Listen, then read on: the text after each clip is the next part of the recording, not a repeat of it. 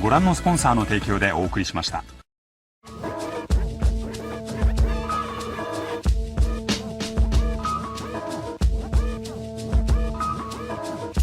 Check my comprehensive catalog of craft. I'm daft, I battle all like I don't have it all. Avant-garde, Battlestar Galactica, got rhymes per capita. I'm shining through the aperture, but I'm not gonna. Figured out that Idris Elba was British. Oh, that fucked me up. That fucks me up. No bust no caps for ya. That's another genre. I'm the black bomber, track charmer, sack burner, distract burdens. If it ain't that urgent, nerd prince, word sentinel, invisible infidel, interstellar, hella clever endeavors, immeasurable with only heaven. Music power.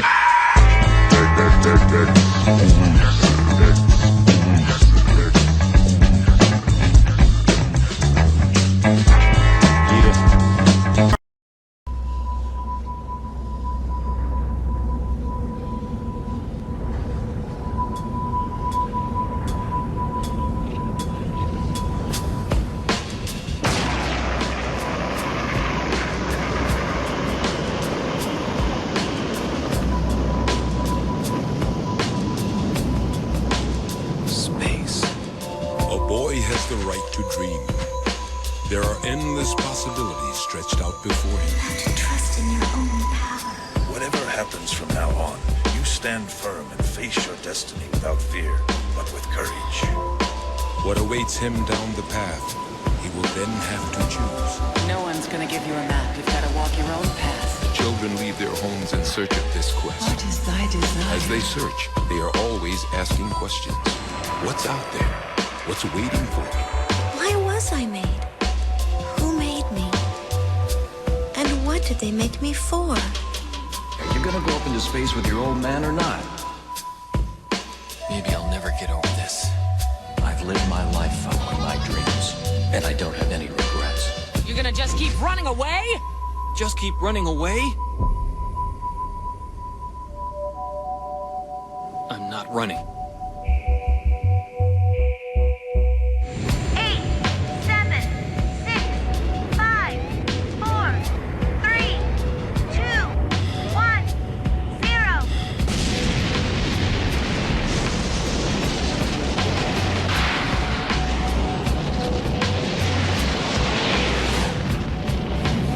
Yourself and create your own destiny. Don't fear failure.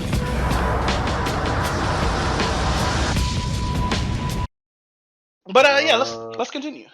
Slice of Life Anime of the Year, Whack Ass Dress Up Darling, #1. How is Dress Up Darling whack? I honestly don't like it.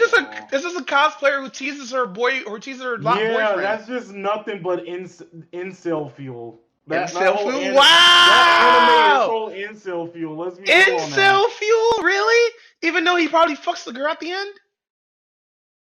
Probably. I didn't finish it. I wouldn't say this is incel. I'll say this is anti-otaku stuff because, like, no, it's waifu. It's honestly a waifu anime. Let's all be real. This is made for like the character to attach to the viewer to attach itself to the main character, since the main character is like socially awkward and shit. But my theory still stands about anime. Incel fuel. Wow. So socially awkward people are incels? Wow. Dang. Go ahead, King. No. That's not what I'm 100% saying. Dang. That's not what I'm 100% saying. You hear that, socially awkward boys? You better man the fuck up.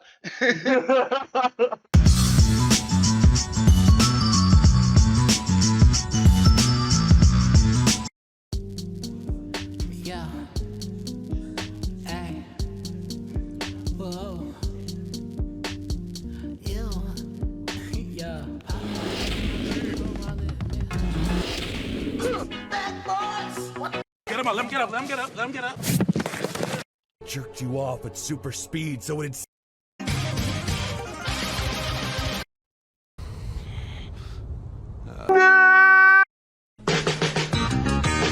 It might seem ill, feeling to be a dream guy. ご覧のスポンサーの提供でお送りしました。You gonna say that, Gordon? If you don't like English voices, why do you read manga in English, bitch? Aren't you trying to read Japanese too lazy for to learn years? Japanese.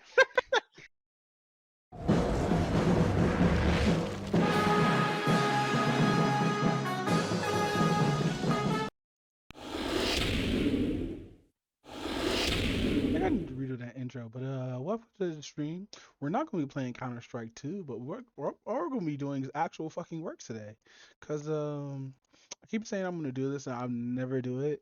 But I'm just trying to find like just some clips throughout like last season and stuff. I have a lot of shit to do. Like I'm not gonna start on doing what should we call it? The next season probably next year. That means I have to pump out like 3 clips for each one, 2 to 3 clips. Also, I didn't know there was another otaku. I thought there was only anime otakus, but I guess there's different ones. How far are you willing to go for your hobby? Would you trespass and damage private property? No? How about holding a child hostage in front of its mother? If Hey, yo, hold on. Alright, do this way. not, then you've still got a long way to go, young Padawan, until you reach the level of these masters. The camera warriors of Japan that dream of steel going through holes, waking up trying to grab their camera to take a shot of their waifu coming out from the other end. These are the train otaku. As is well known by most Japanophiles around the world, otaku aren't exactly the most Japanophiles, that's a good name. liked bunch of individuals within Japan. They're kind of ostracized from the rest of society, being viewed as a bunch of weirdos who for one reason or another ended up hanging around the hotspot for electronics Akihabara.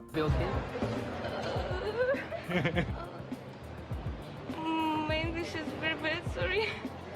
Otaku also make prime content online to be laughed at and to be ridiculed for their oddness and being a little bit cringe. Now, besides the Are they worse than furries though? Because furries be super cringe. usual stereotypes that the word otaku is associated with, both in and out of Japan, Because we have that out here too. Just not that extreme, I think. the term is actually just referring to somebody who is really into something and tends to know a lot about that thing. For example, there are idol otaku, history otaku, technology otaku, as well of course the more well-known anime otaku. But no otaku is more notorious and hated all around by both normies and even other types of otaku than train otaku. And it's hard not to see why. When it comes to our hobbies or things we like to do in our free time, I'm sure there have been times when we have felt upset Shut up and leave me alone! or angry when something or someone disrupts our time enjoying said activity. In Japan though, people tend to bear with those kind of negative feelings, sort of keeping them in, not wanting to stand out, to rock the boat, to be viewed as a problem. Just be a good little member of society and just suck it up and accept the way that things have gone. But not train otaku. Not train otaku. So, ooh, those are some long ass fucking tripods. Oh, wait, they're on ladders? What the fuck? Oh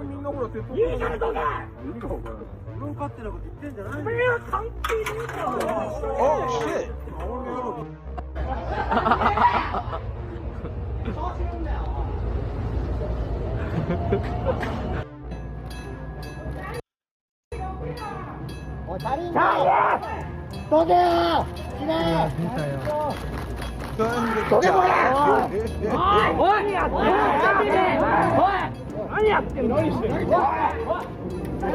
Dude, they're like a bunch of gangbangers. What is this?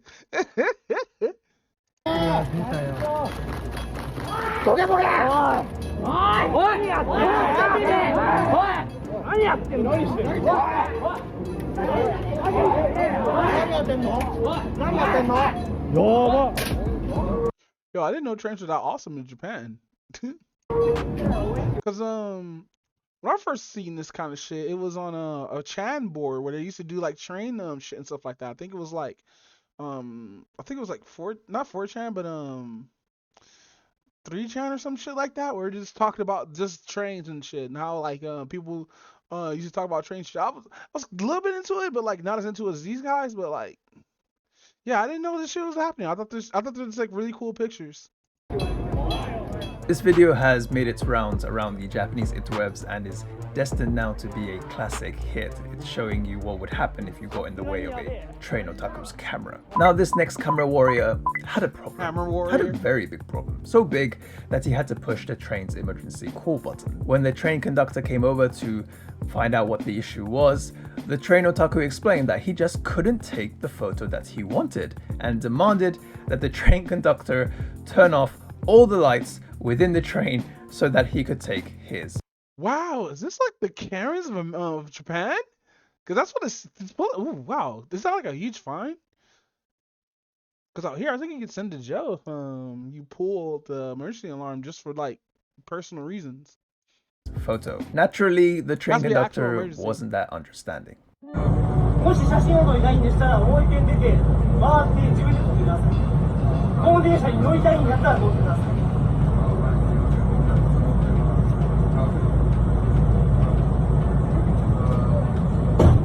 これは緊急用のものです。もしこれを押して、他のところで何かあった場合、あなたはどうするんですか？あなたはこれを押して、私がここで処理をしている過程で、その対応ができなくなるんですよ。I'll rip it into him. Let's go.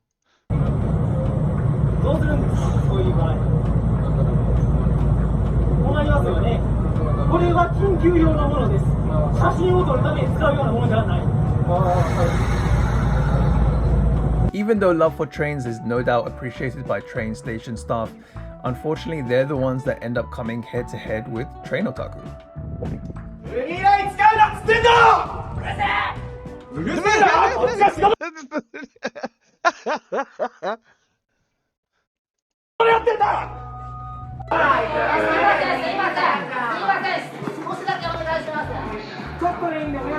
Oh, this must be so annoying.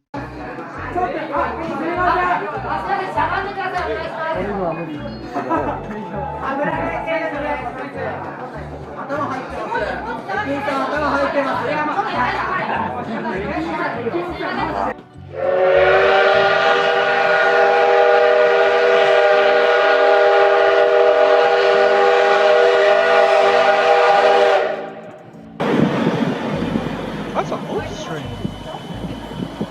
Oh, that's really one of those cool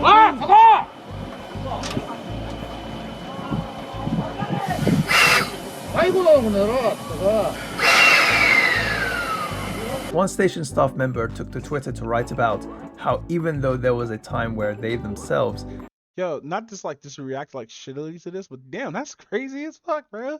I thought people were crazy on the metro.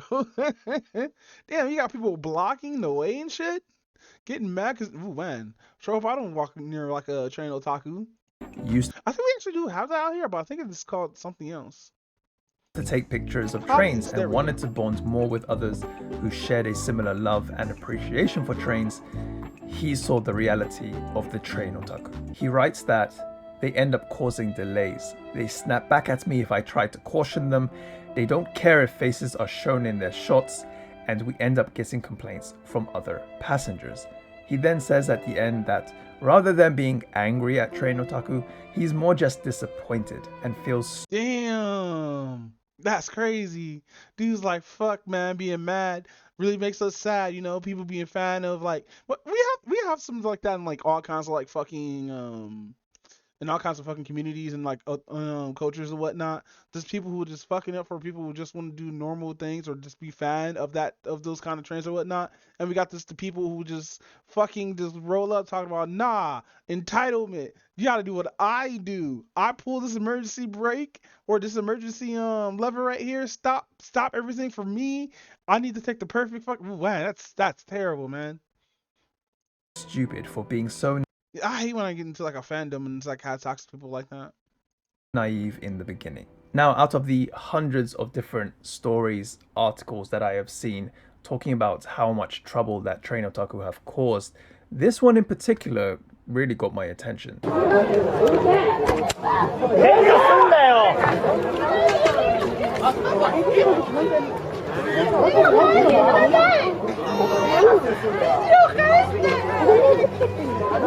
Some years ago, this train otaku over here.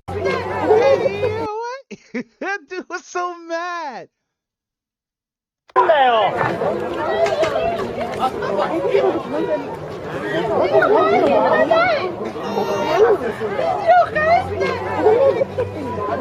Some years ago, this train otaku over here ended up getting into an argument with this mother who brought her children to see this train. Now, apparently, the children were That baby gonna hate trains forever.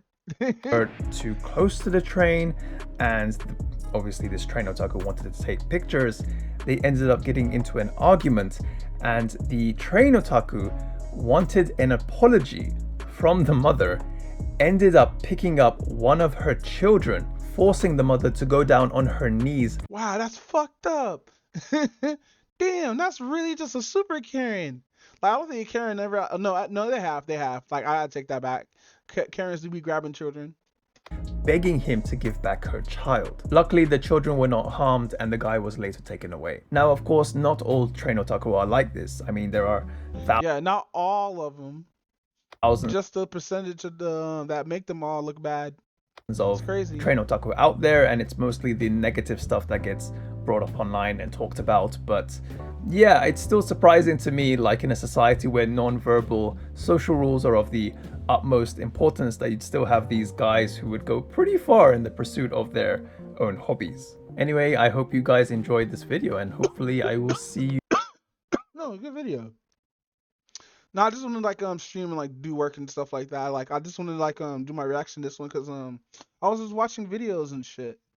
Ah damn, the day before. I still gotta wait on more news on that. I want to wait till like all the developments roll through because I think they also got them stuff removed from the Twitch. I'm not Twitch, but the fucking Steam store. Oh shit, there's more fucking Deadspin race grift apology is terrible. Okay, I gotta see what Ruin Lions has to say because that shit was crazy. So what happened was a kid wearing Kansas City Chiefs makeup on got mistaken of doing blackface because only saw one side of their face, and it blew up on Twitter of this kid's being racist or whatnot. But like there's other shots of that kid where it's showing him wearing the fucking colors of the team or whatnot, which is a black and red face mask split between the middle. And yeah, somebody thought he was doing blackface, then nobody said sorry to the kid. Like no one. What is this? I just like watching these. Yeah, but nobody. I don't think nobody apologized to that kid yet.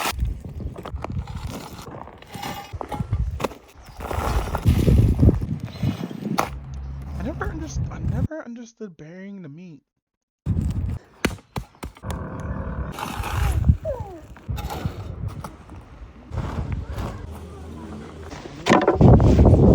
Looks good though.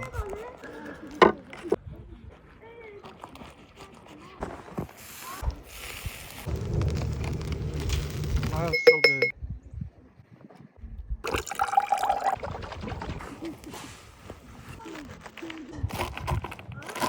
No, it looks like fish.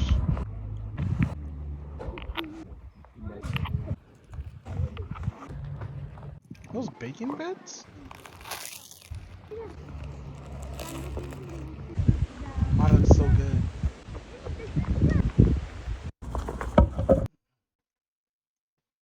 Alright, do I want to watch this now or do I want to do work? I'm going to play in the background.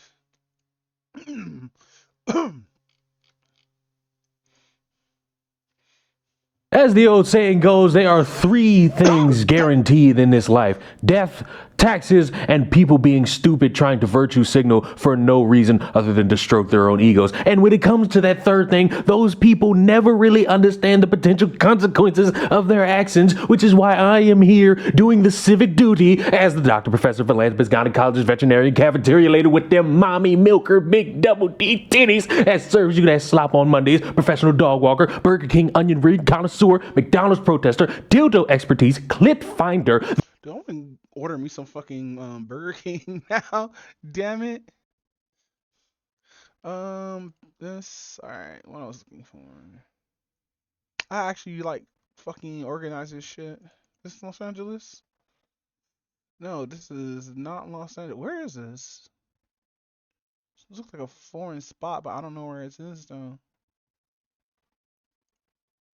I got so many wallpapers from 4chan. I know this is Los Angeles. Let's grab this. Let's drag that. Oops. Here. No, wait, that's not it. That's not it. Oh, I just had it. Wow. You know what? Which one's this one? There we go. Grab this. Grab that. Put that for that one. And then we use this.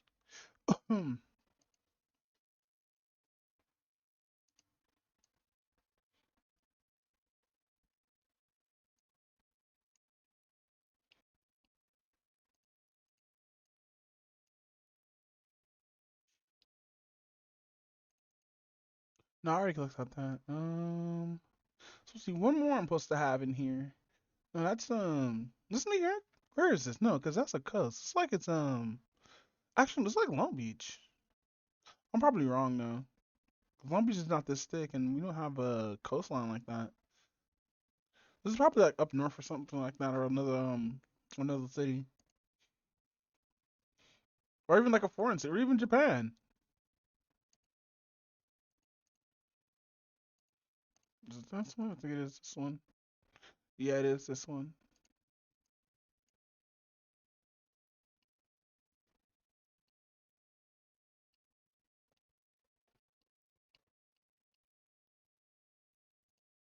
All right.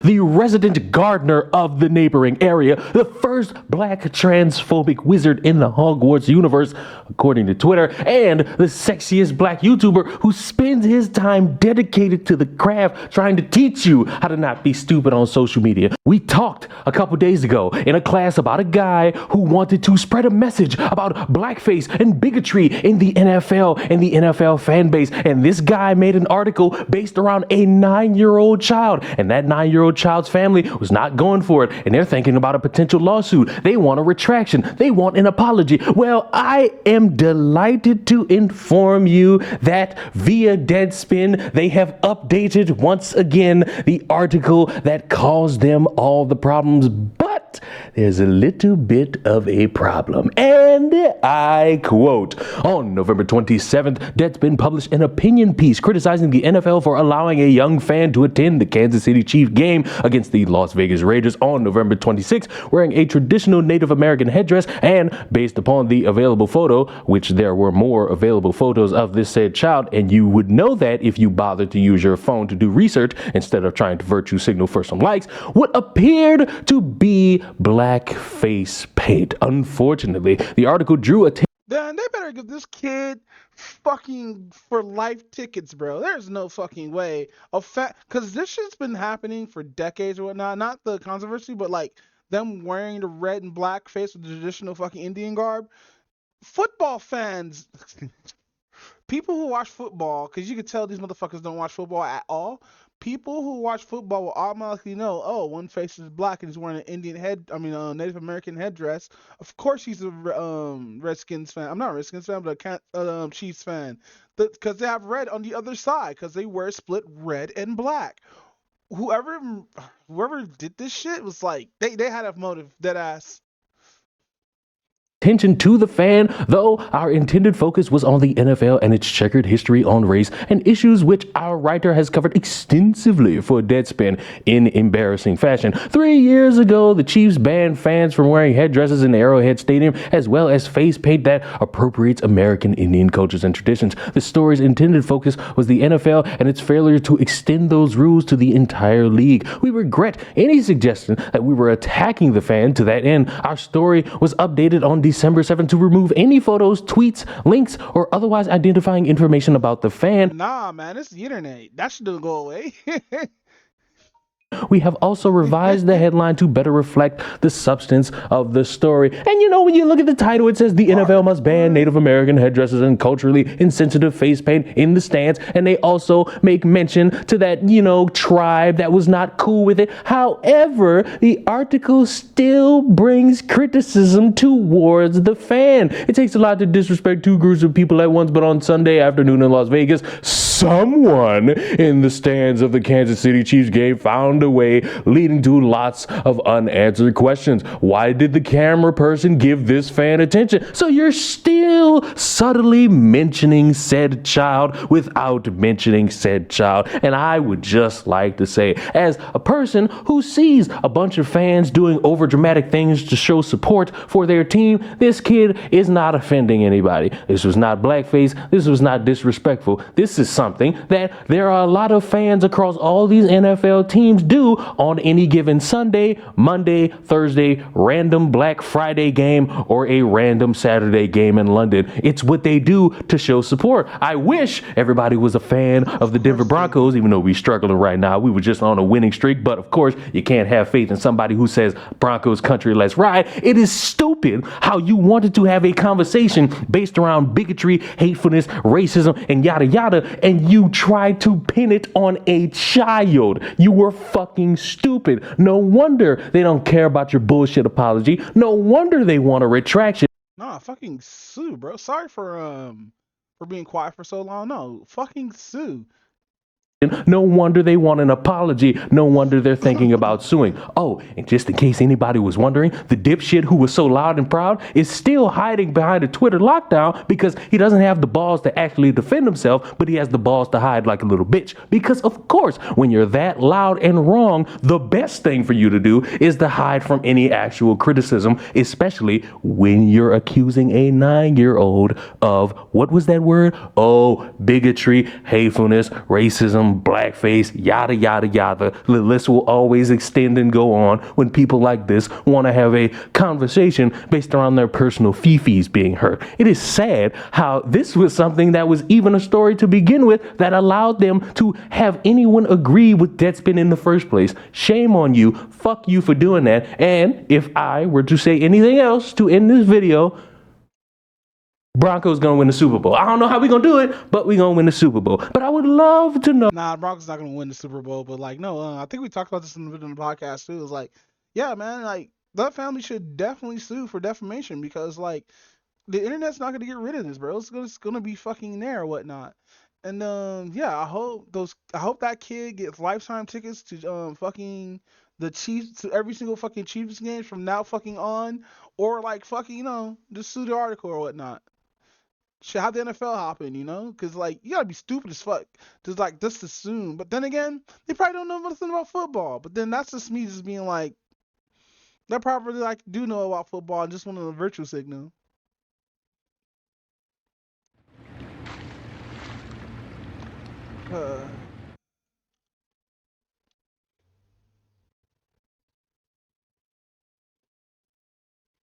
All right. As the old saying goes, they are. Oh, it's the same fucking video.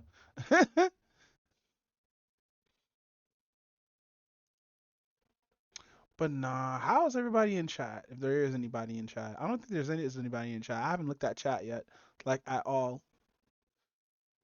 Reminder before virtue signaling about fictional characters. Damn, I guess somebody's likes are public. But nah, fucking dude, I really just want to order something. I don't feel like cooking right now.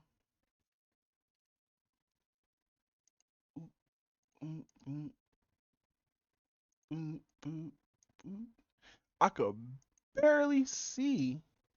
That's probably just how yellow says. I could barely fucking see the fucking buildings and shit. So we're gonna go all the way down here, and then we're gonna go all the way this way. And then when we close this, it should look like that. So here's what we're gonna do now. We're actually gonna make this smaller.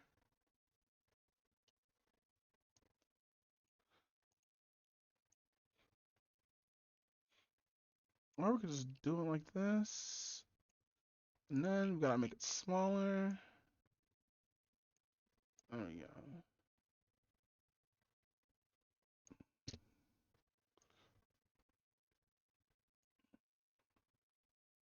Just make it just a little bit bigger, not as high. Move it to the side. There we go. If we don't find the clip in 140, I'm just saying just 141, and we're gonna go from there. But no, yeah. So I watched a funny ass video this morning. It's an animation on the Sniper Wolf and Jack Sim shit by Avocado Animations, and that shit had me dying. Cause man, it's building like it's. I wish I would have found this dude earlier. Hold on, let me go to his shit real quick. That's the only video I watched. Hold on. Mr. Beast blinds 1,000 people. In my last video, I cured 1,000 blind people, but I now realize that was super lame, which is exactly why today I'm going to blind 1,000 people. What if he's actually like this? We need dark fucking Hey, come on, what's up, fam? We need dark Mr. Beast. Wait, what?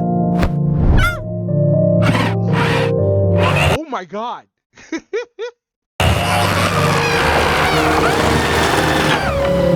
Oh no. So, how do you feel? Oh no. Oh fuck. Wow. Well, that's one down. Only 9,999 to go. Wait, did you say 9,000? Hold on. 199. Well, that's one down. Only 9,999 to go. He said 9,000.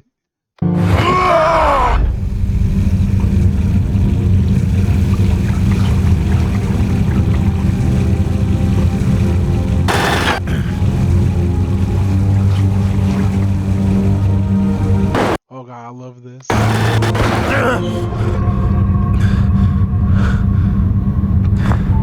Yeah, this is on so almost up there with Meat Canyon.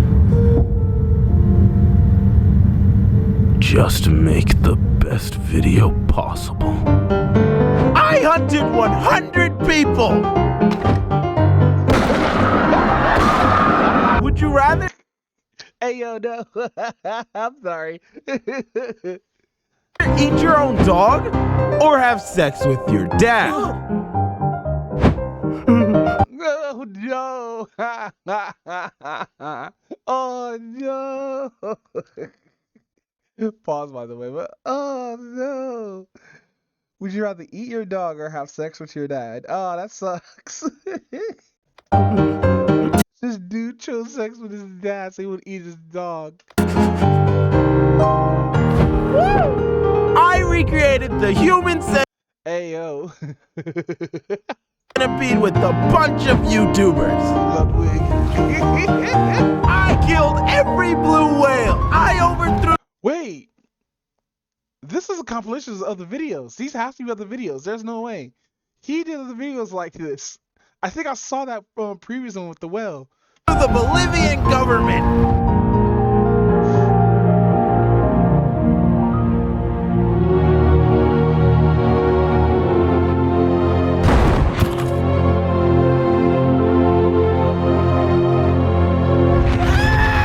Oh my god.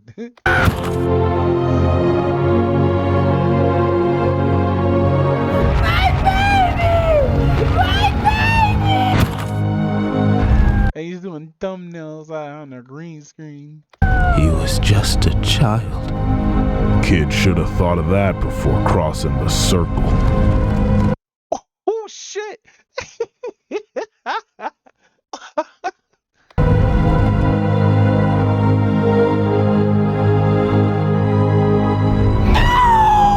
Losers ought to be burned with the other bodies! You got a problem with the rules? Take it up with the boss. Oh god. This is so dark.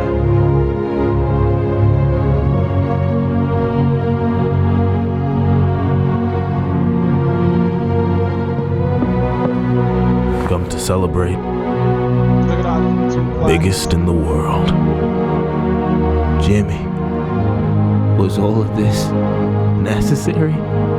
Was Carl necessary? What is this? Jimmy.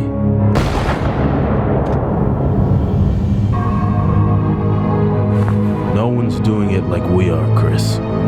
That's what's necessary.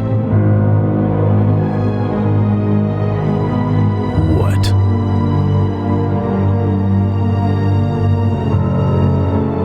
Oh no. So Mr. Beast just went crazy, but here's why it's actually genius. Thanks to Murder, Beast's channel has skyrocketed, but so have others. Dozens have already begun replicating what we've dubbed the Murder Formula. I hunted every spam whale on Earth. Okay. Okay, I get it now. Today, me and my friends recreated Human Centipede 2. Ah! So with everyone's quick success, what will Mr. Beast do next to keep his leg up? Jimmy. Dude was like, will you fuck your dad or eat your dog? Jimmy, what now?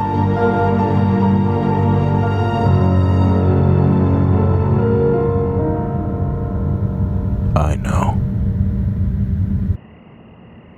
Huh? Hmm? Huh? All at once. Because Mr. Beast is that strong. Nice. I just became the biggest YouTuber on Earth. Now, originally, I was gonna sacrifice a bunch of virgins in the name of YouTube. But that wasn't good enough. That wasn't big enough. Uh-oh. Which is exactly why I bought the moon. Don't ask me how. And I'm gonna crash it into the earth, killing everyone on this planet. Oh, wow. That's an exclamation right there. A real big exclamation. Holy shit. And while that happens, I'm gonna tell you about today's sponsor.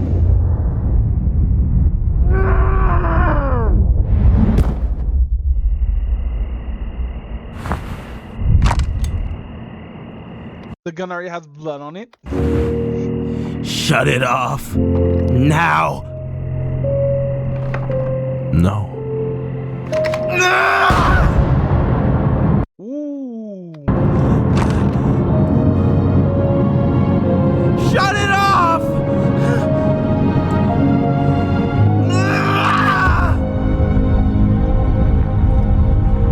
Shut it off! Shut it off!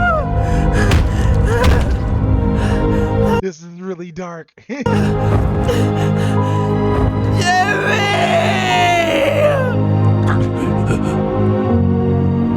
Jimmy. This is so dumb.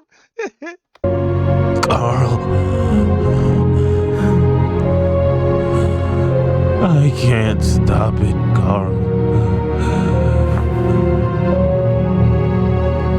It was the only way.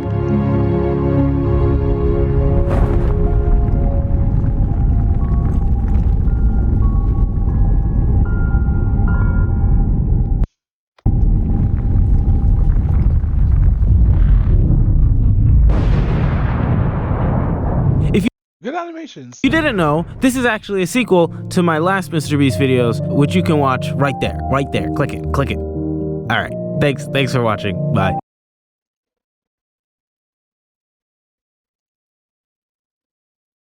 Yeah, because I watched this shit. This was funny. What is this? Cat's forehead keeps growing. What do you mean?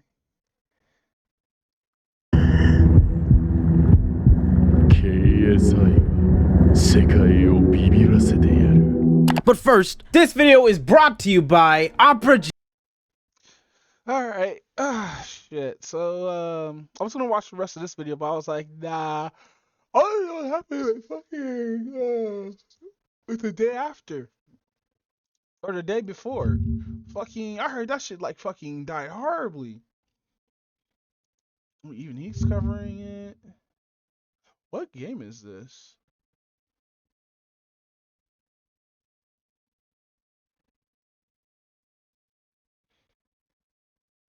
I turn watch in tournaments.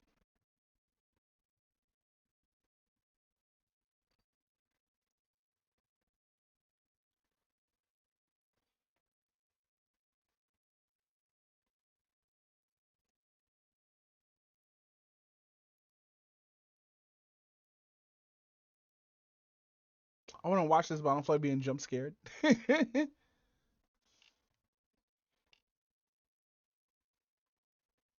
Nikki cards? They have cards? You know what? No. No. Ready or Not. All right, let's watch some Ready or Not footage because I actually do want to play this game.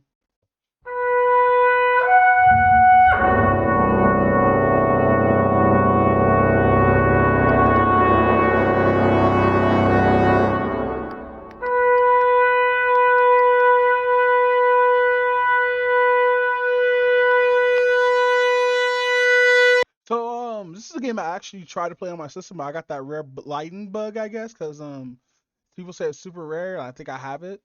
And like let's say like the light would look just fine, but this corner right here would be like digitized and stuff like that. I didn't really like that shit, and it's happening all the fucking time, especially at grocery store. Like I think it was only at grocery store. All right, everybody, grab some coffee, pull up a chair, and sit down. It's been a while, so listen up. This is the big one. While you've been out in the field keeping the streets of Los Sueños safe, we've been hearing from some of you that the training your SWAT companions have had isn't exactly up to snuff. So we've been more than proactive with a solution in the meantime. Oh, is this actually from? Back at the station, some of the best and brightest have given us ample insight to bring you the most remarkable. I like watching death vlogs, like low key. Tactical maneuvering this city, or any city, has ever seen. I want to welcome you to the next generation of SWAT unit, starting right here at the LSPD.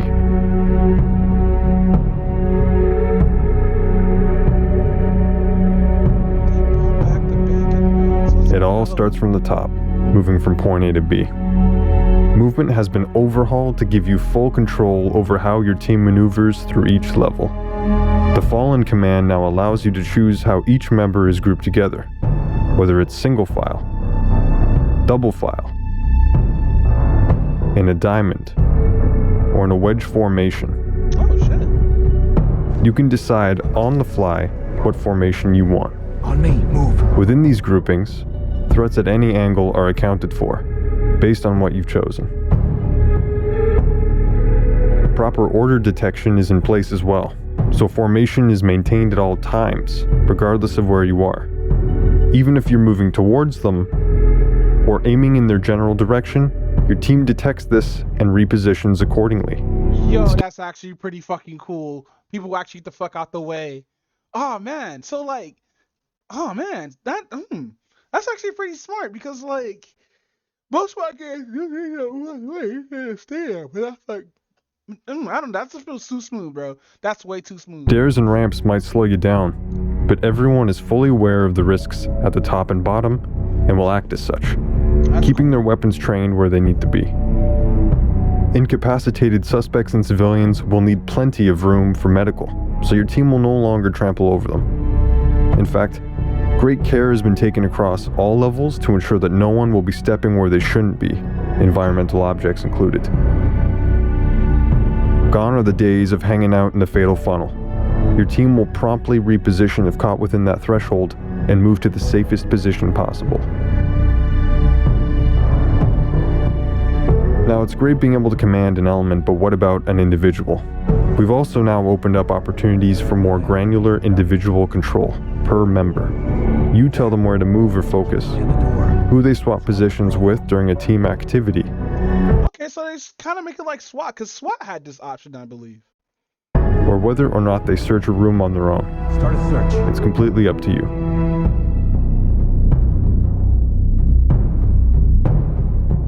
The stack up is one of the most effective tools in the SWAT tactics arsenal, and getting this right is the bread and butter of the Ready or Not experience. Stack up point placement has been significantly improved, meaning that only the safest stack up points are considered.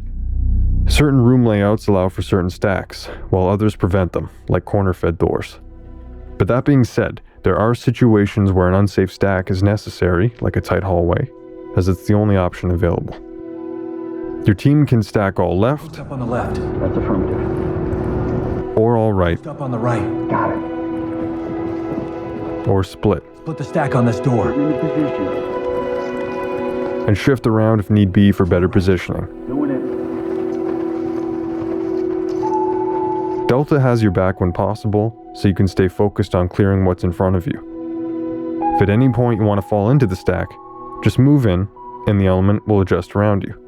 If you want to order a more veteran team member to the front and move the new guy to the back, you can do that too. If no stack is specified, the most naturally safe side per member will be the side they stack on, without crossing that fatal funnel threshold in the process. This new system has been rigorously tested on all levels to ensure stability. Hang on a little bit. I was doing something on the side. All right. Minimize that. You play as SWAT? Yeah, Ready or Not is a SWAT game. During a team activity, or whether or not they search a room on their own.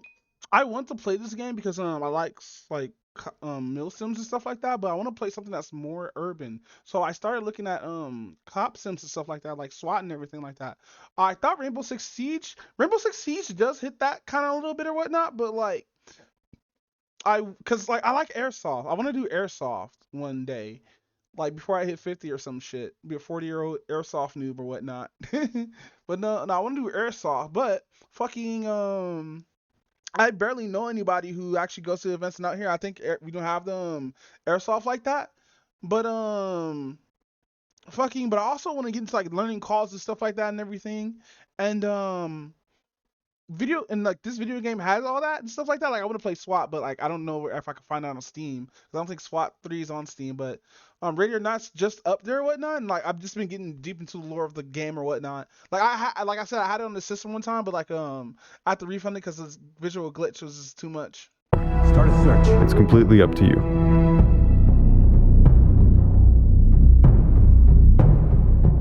The stack up is one of the most effective tools in the SWAT tactics arsenal, and getting this right is the bread and butter of the Ready or Not experience. Stack up point placement has been significantly improved, meaning that only the safest stack up points are considered. Certain room layouts allow for certain stacks, while others prevent them, like corner-fed doors. But that being said, there are situations where an unsafe stack is necessary, like a tight hallway, as it's the only option available. Your team can stack all left, Up on the left. That's affirmative. or all right, Up on the right. Got it. or split, Put the stack on this door. In position. and shift around if need be for better positioning. Doing it. Delta has your back when possible, so you can stay focused on clearing what's in front of you. If at any point you want to fall into the stack, just move in, and the element will adjust around you. If you want to order a more veteran team member to the front and move the new guy to the back, you can do that too. If no stack I is don't like how they like fuse into each other like that, but then again, it's for time and placement. It put physical bodies on this thing, like fucking it might fuck around with the game fixes or whatnot. specified, the most naturally safe side per member will be the side they stack on, without crossing that fatal funnel threshold in the process. This new system has been rigorously tested on all levels to ensure stability and consistency.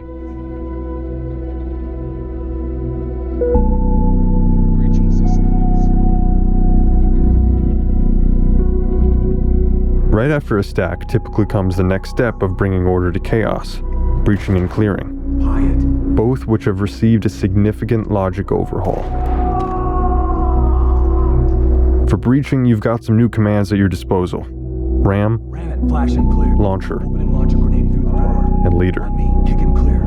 For the uninitiated, let's go over each type. With the ram command, an officer will move with a battering ram to ram the door, and once breached, immediately swap with the officer behind him for cover.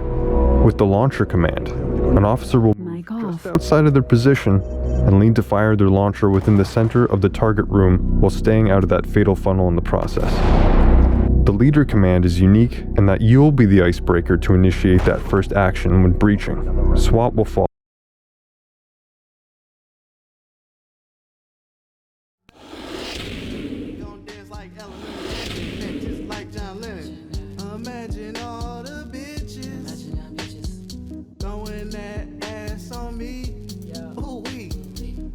impressed by how she wants. Shoot my shot like Rashi Wallace. Strapped up with that whatchamacallit about to pop me a perk and I got the whole wallet. With her drip like faucet. She let me do what I want cause I'm bossy. She let me do what I want cause I'm awesome. Kylie B, awesome, Johnson. We gon' get married like Nice and Khalees. We gon' break up just like Nice and Khalees. Foamings on my legs, Nikes on my feet. You gon' pay my motherfucking fee. I'm gon' paint her motherfucking feet. We gon' live amongst the elite. They came a long way from hanging in trees. My bitch hair long, look at her wig.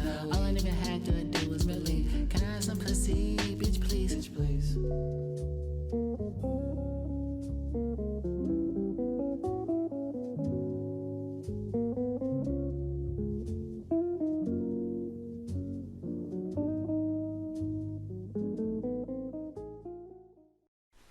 Bad boys, what you want, what you want, what you gonna do when Chevy John don't come for you? Tell me what you wanna do, what you gonna do. Yeah. My God. Bad boys, what you gonna do, what you gonna do when they come for you? Bad boys, what you gonna do? Sorry, I have to do a call real quick. But nah, yeah, I'm really into like these games or whatnot. Like, I thought Milsims would like feel the itch, but like I can't play games like Squad because I feel like there's like I don't know any of the commands like basically hand because like Squad no I don't think it's Squad. I think it's Arma. Is it Arma? I think it's either Arma or the other game. I'm trying to think what the games have. I gotta look at my game history. I think it is Arma 3. That not Armor 3, but Squad that I can't play. Follow after. Leader throwing is initiated by tossing a throwable or launching a 40mm into a room. Or yourself if you're feeling frisky. Go, go, go! Leader breaching is anything that gets that door open, either by kicking or just by plain opening it. If your team is breaching the throwables, it's much safer now. The target door remains covered, while an officer further up the stack handles the throw. They'll be leaning a lot more now, covering as much area as they can.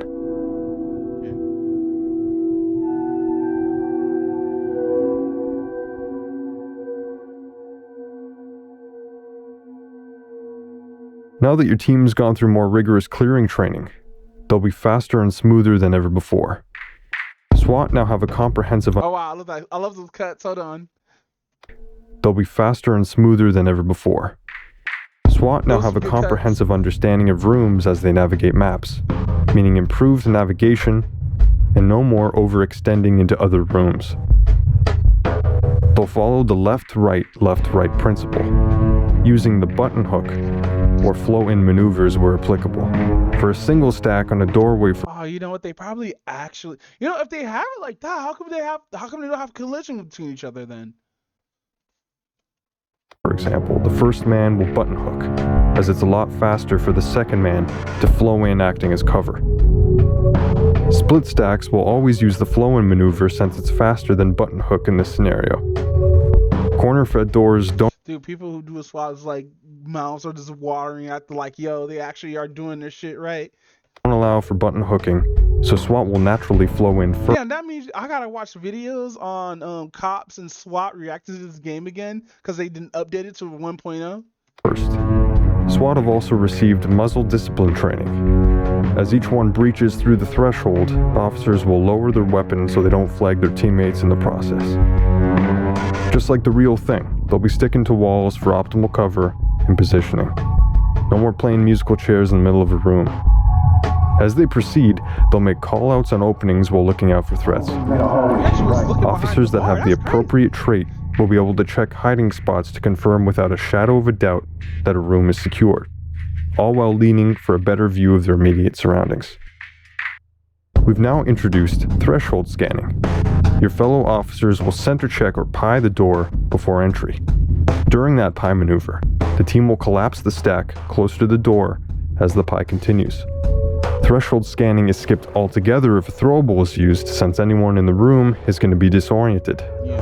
If a target happens to be within this threshold, your team will wait for compliance. Oh shit, they got better fucking AI for the bad guys now. It's not they just fucking just shoot you as soon as you open the door. before moving in. Dude actually threw the gun down. That's crazy. Alternatively, if a suspect is blocking their clearing path, they'll wait for the threat to be clear to proceed. Officers equipped with shields always go first and remain in front of the formation as the first man in to provide maximum protection. I was gonna play shield and SMG, but you can only hold like a handgun. Things could get a bit crowded before, so now some officers will stay back and keep watch over the smaller rooms while the rest enter and clear. Okay. We'll touch on autonomy in a moment, but your team will breach and clear into smaller, simpler connected rooms automatically. This maintains a good flow while clearing. Don't worry, for larger spaces, they'll still stand by for your order.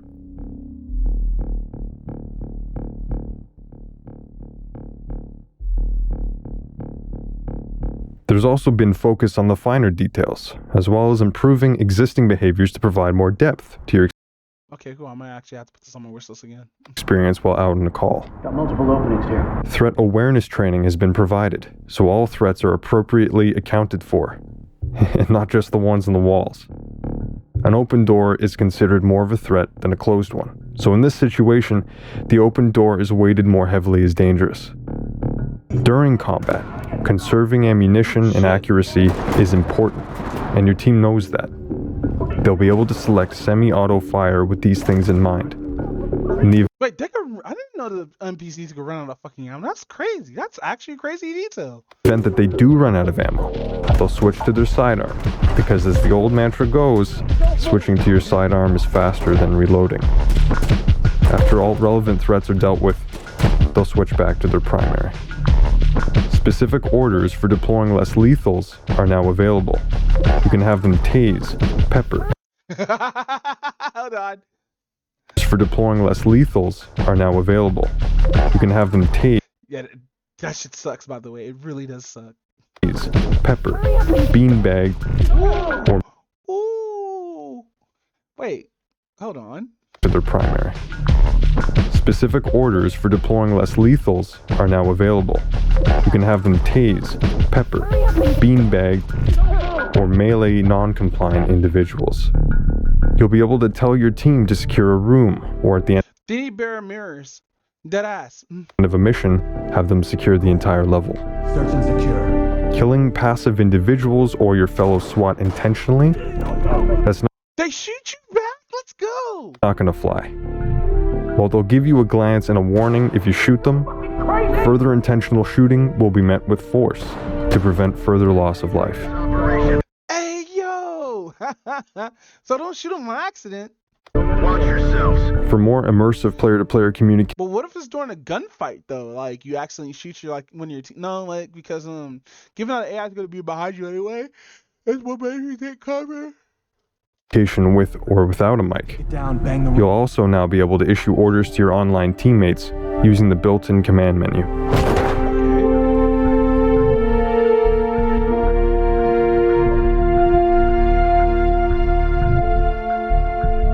You aren't controlling a team of robots, so giving the team a stronger sense of independence was an important next step.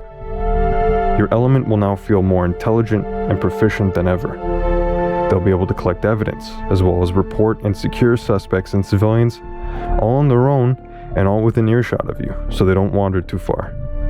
If you become incapacitated during a mission, the next in command will take over as lead, and you'll be able to monitor their progress through our improved team cam. All the tactics they use during missions. Hey, yo. The next in command will take over as lead, and you'll be able to monitor their progress through our improved team cam. All the tactics they use during missions.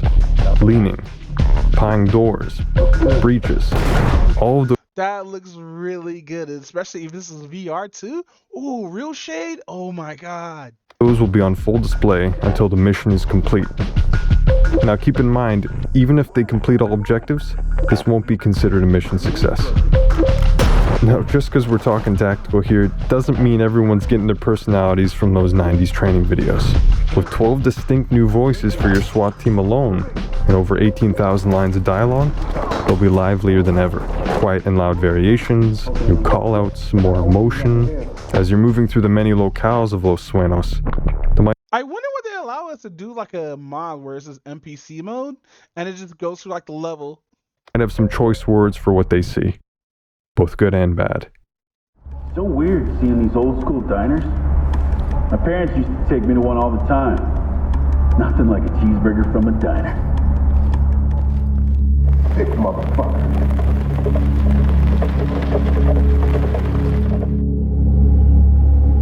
Is this supposed to be me?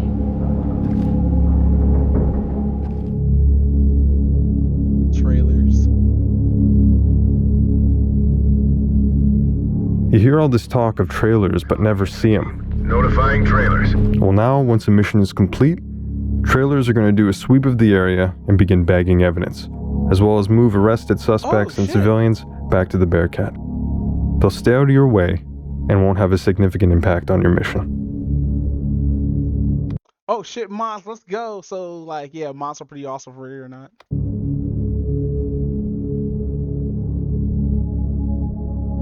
For the adventurous team leads out there who go beyond what Los Sueños has to offer, all of the SWAT features mentioned will work on user-created maps as well.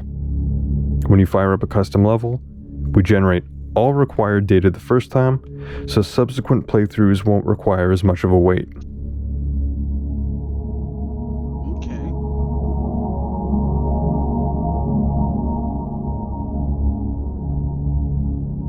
We know it's taken some time. We know you've been waiting, but now you know why the wait was worth it. Falling in, stacking up, breaching, clearing, smart autonomy, human emotion. Your new SWAT element is going to be faster and more intelligent than ever, and all of that is at your fingertips. The next order? That's entirely up to you. Kick it down, bang the room. Affirmative. Huge shout out to our senior advisor for the incredible tactical insight. And one last thing. Word around the station is that some of you are looking to bring your campaign squad into callouts with friends. While bringing SWAT AI into the Ready or Not co-op experience currently isn't planned, we're looking to explore it as a possibility for the future. Alright folks, this one's a wrap. Put them Okay, so we're gonna co-op pretty soon. on safe and let them hang. We'll see you back at the station soon. I just want to see how the maps will look like. This is did 9 hours ago. Okay, so this is soon. All right, now we're gonna watch Upper Epsilon talk about the day before because reasons.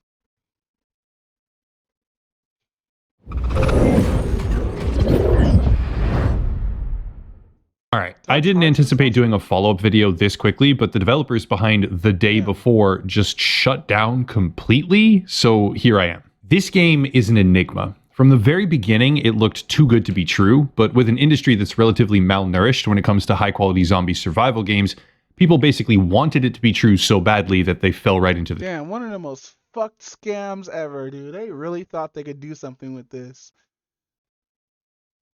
Damn, that really does suck. Then they try to say the game that they came out was just the alpha build of it. trap. For anyone who doesn't know, which is likely a lot of people, I suspect, The Day Before was one of the most wishlisted games on all of Steam, at least for a time. It was purportedly in development for over 5 years. Damn, all those devs called it and people still sat there and ignored it.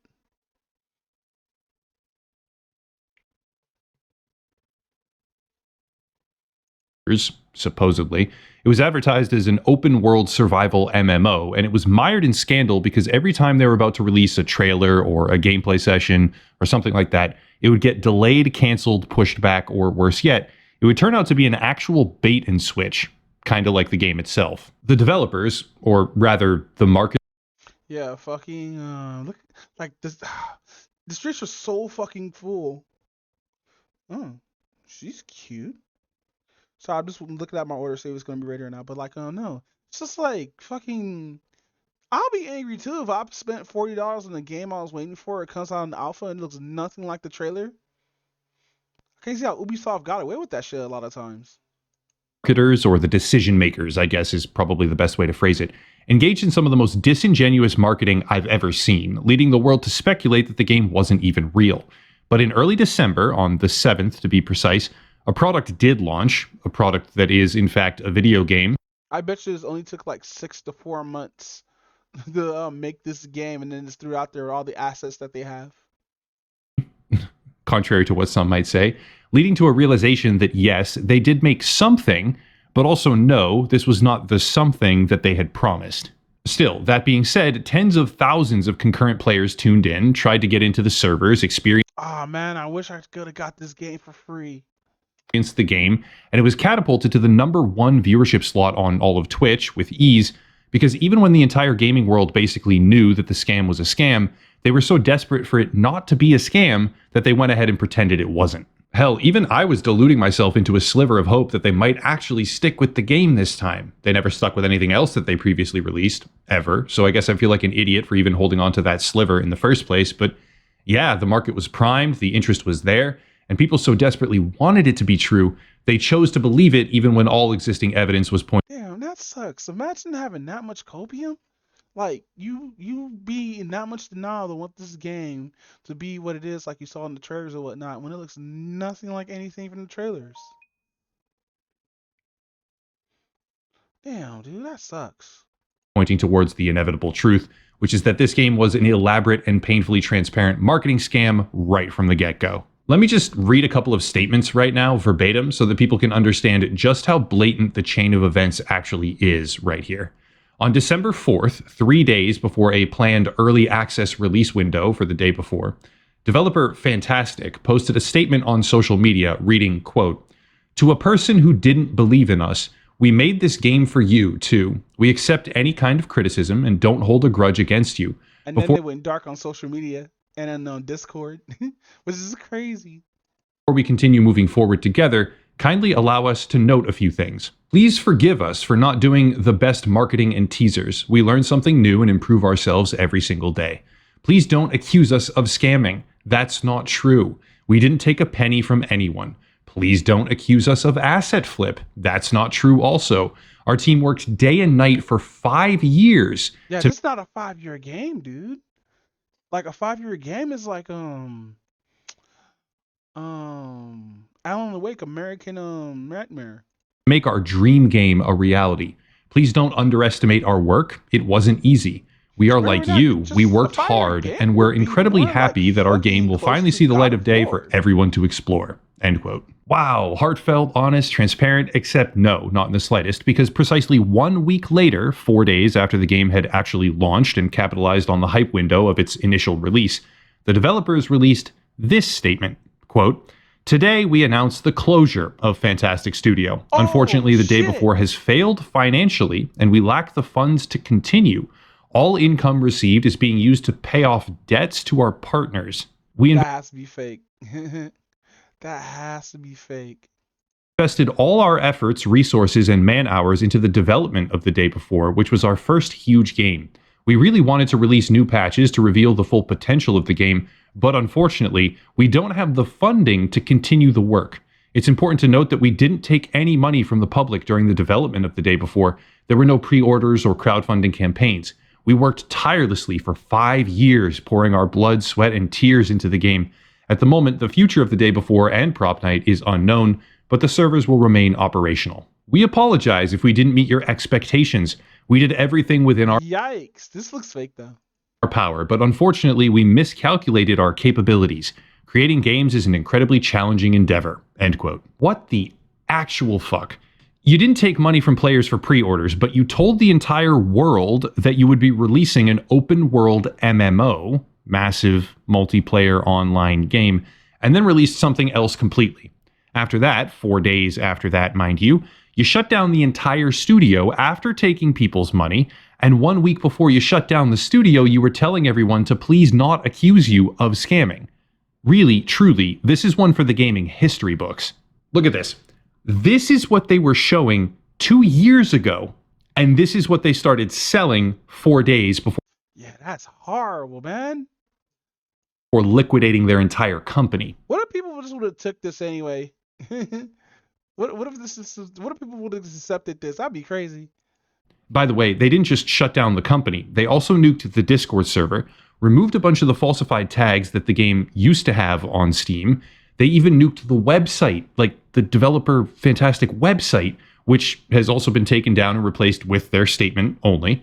And prior to that, they had consistently tried to get certain aspects of their marketing taken down or deleted because they had lied in that content and made claims that simply did not apply to the game itself.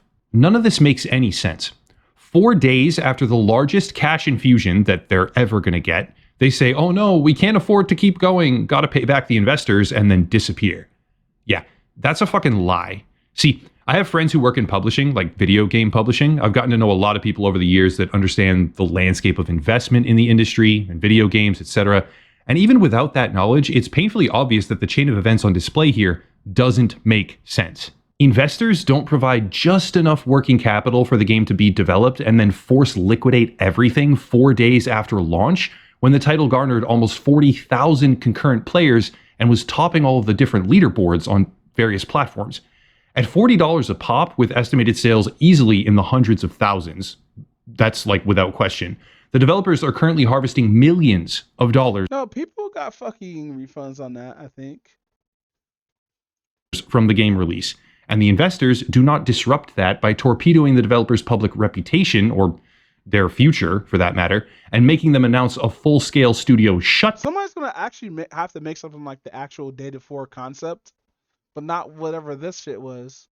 Down 4 days after launch. It does not happen.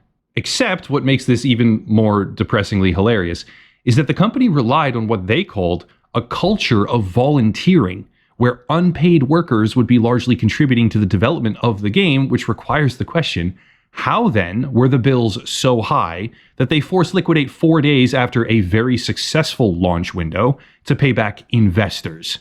Really? What's going on, guys? Yeah, they pulled that video down as well, basically everything they can find. They've begun scrubbing the internet of everything they possibly can. But there's links out there, there's archives, the evidence exists, and reality is a cruel mistress because she relentlessly remembers when you make promises that aren't true to millions of people over the span of years and then walk away with all the cash. Damn, that sucks, man. Another funny thing is that they go out of their way, like deliberately out of their way, to say don't accuse us of asset flip, but they absolutely did purchase Unreal Engine asset packs and then use them as the foundation for the bulk of the world. I'm not saying that the entire map is a flipped asset right out of the box, because that's definitely not the case, but enough of the buildings and cars and structures are to a point where Oh, you can actually drive in the game. Okay, cool. they're absolutely, this did not take 5 years. And if it did, it just didn't. So, moot point. Breaking news, by the way, while I wrote the script for this video right now, they deleted their LinkedIn page. They are going full cut and run right now, this very moment. This will genuinely become one of those like, hey, remember that game type situations for years to come, because this is a historic example of just how obvious it can get when a developer decides, you know what, let's just rip everybody off and lie about it. To be fair, I do actually believe that there were some talented developers working on this project. A day after the failed release window, or maybe it was 2 days or 48 hours, whatever, a patch came out which actually significantly helped the netcode, response time, and server infrastructure. There is a foundation here of what could potentially have been a fun No, so it's not all bad. experience. And I'm sure a number of workers and volunteers put blood, sweat, and tears into crafting it. There is a grain of truth to that statement. But they never stood a chance, because the decision makers at the company have quite obviously decided that they want to cut bait, turn, and walk away with the cash after overpromising, blatantly lying, and under-delivering. That's honestly a pretty severe understatement, but you get the idea.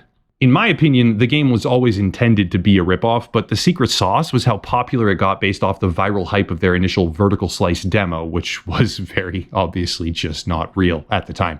No one expected that, at least that's my guess, which resulted in them double dipping and getting actual investment capital, as well as farming the community for launch day scores, or whatever you want to call it, their payday at launch. Partway through, somewhere down the line, they realized, oh dear lord, we actually have to have some sort of game here, and they cobbled something together as fast as they could, resulting in what we see here in front of us now, using a bunch of volunteers so they could get something out there, have everyone purchase it, and then they could walk away. Yeah, they didn't do pre-orders or crowdfunding, but they had you all purchase it, and then they force liquidated the studio. So yeah, I'm getting a refund, you should get a refund, everybody should get a refund.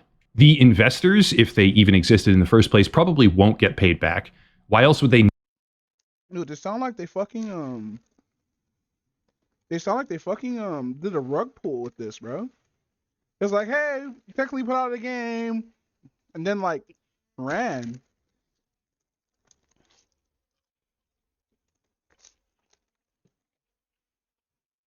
Nuke every single social media page and fragment of information about their company off of the web. Even legitimate bankruptcies don't do that. They don't just purge all the information they can find all at once while saying, bye-bye, we're never coming back, and then pasting that everywhere. They engage in a protracted cycle where things are accounted for, divided up, etc., etc. So, yeah, it's a scam. It's a historic scam that a lot of people saw coming, and yet there was a pretty hefty number of people out there hurling insults and trying to defend this game as if that would somehow make a difference. I do hope that all of those righteous defenders take a moment and contemplate how fucking foolish they are.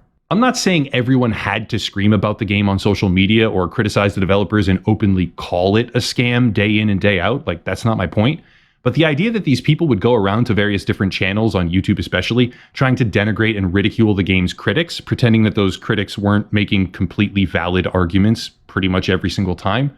Well, look at yourself in the mirror because you have clown paint on and you're an idiot. It's okay, the world's going to keep on spinning and you'll get over it pretty fast, knowing the type of person that you probably are. But to all the defenders of the day before, you are all, collectively as one, today's honorary dumbass. This one will go down in history as one of the fastest, most obvious, and yet still somehow most disappointing scams in gaming because, I'll say it again, this thing actually had potential. It could have been fun. Some kind of well-executed mashup where The Division meets PUBG meets Escape from Tarkov. Sign me up for that, okay? It sounds genuinely cool. But unfortunately, it just wasn't the day before, and it's never going to be because the developers liquidated the studio. That's it. If you want to support, there are links down below, locals and Patreon, social media, affiliate links, of course, etc., but I'll cut it there and stop rambling. As always, thank you all for watching, and have a nice night. What I mean by super huge, I mean by super huge, I mean like fucking So that was like have the people have like if there's 100 people in a lobby, 100 people should be in that lobby, you know? Like with the DZ and in Division, like it's 86 players at once. No, it's 18 players at once. That was incredibly fast. As you all know, the day before just released a couple of days ago. I didn't make a video on it because it just seemed like, I mean, it was a bad game and everybody was going to rip on it anyways, so I didn't really think I needed to say anything that would add to the situation. But today, something happened that I really didn't expect. As of 30 minutes ago, the developers of the day before just announced the full closure of their entire studio, which I think might be a record for the fastest reverse Uno game development situation I've ever seen in my life. No, but he's right though, bro. Like, yikes, man. Mic off.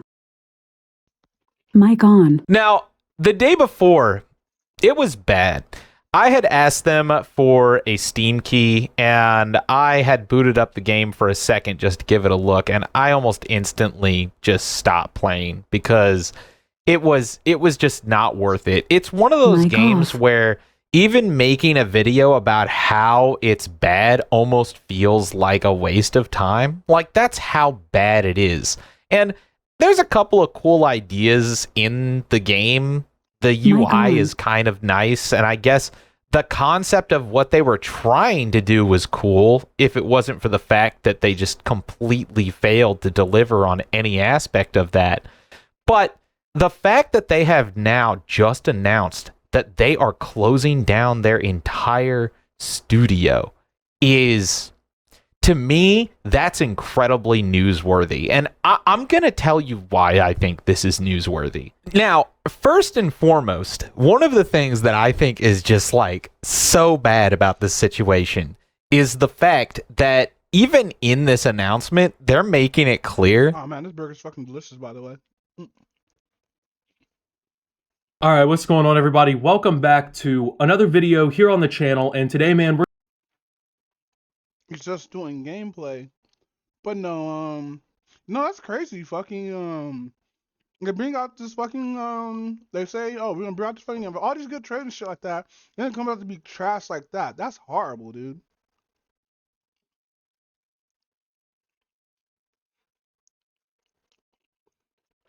Today on How They Do It, plumbuses. Everyone has a plumbus in their home. First, they take the dinglebop and they smooth it out with a bunch of schleem. The schleem is then repurposed for later batches. They take the dinglebop and they push it through the grumbo, where the fleeb is rubbed against it. It's important that the fleeb is rubbed because the fleeb has all of the fleeb juice. Then a shlami shows up and he rubs it and spits on it. They cut the fleeb. There's several hizzards in the way. The blamps rub against the chumbles, and the plubus and grumbo are shaved away. That leaves you with a regular old plumbus. I always wondered how plumbuses got made. That's so weird.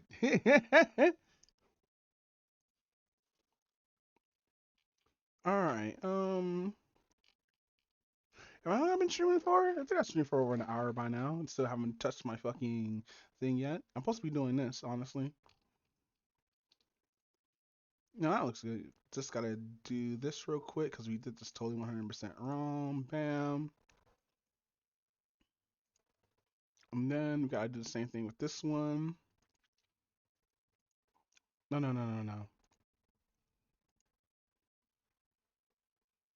Hey, what are the rest of the presets? Oh, it's on mass, that's why. Yeah, there we go. Oh no, hold on. I accidentally turn off the mask? Oh, are you serious? I accidentally turn off the mask. Damn. I didn't know I should remove some stuff like that. Oh, let me put this up real quick. I'll put this in the trash. Gave me so many fucking napkins, Jesus Christ. I hate when they give you stacks of napkins and shit like that. But no,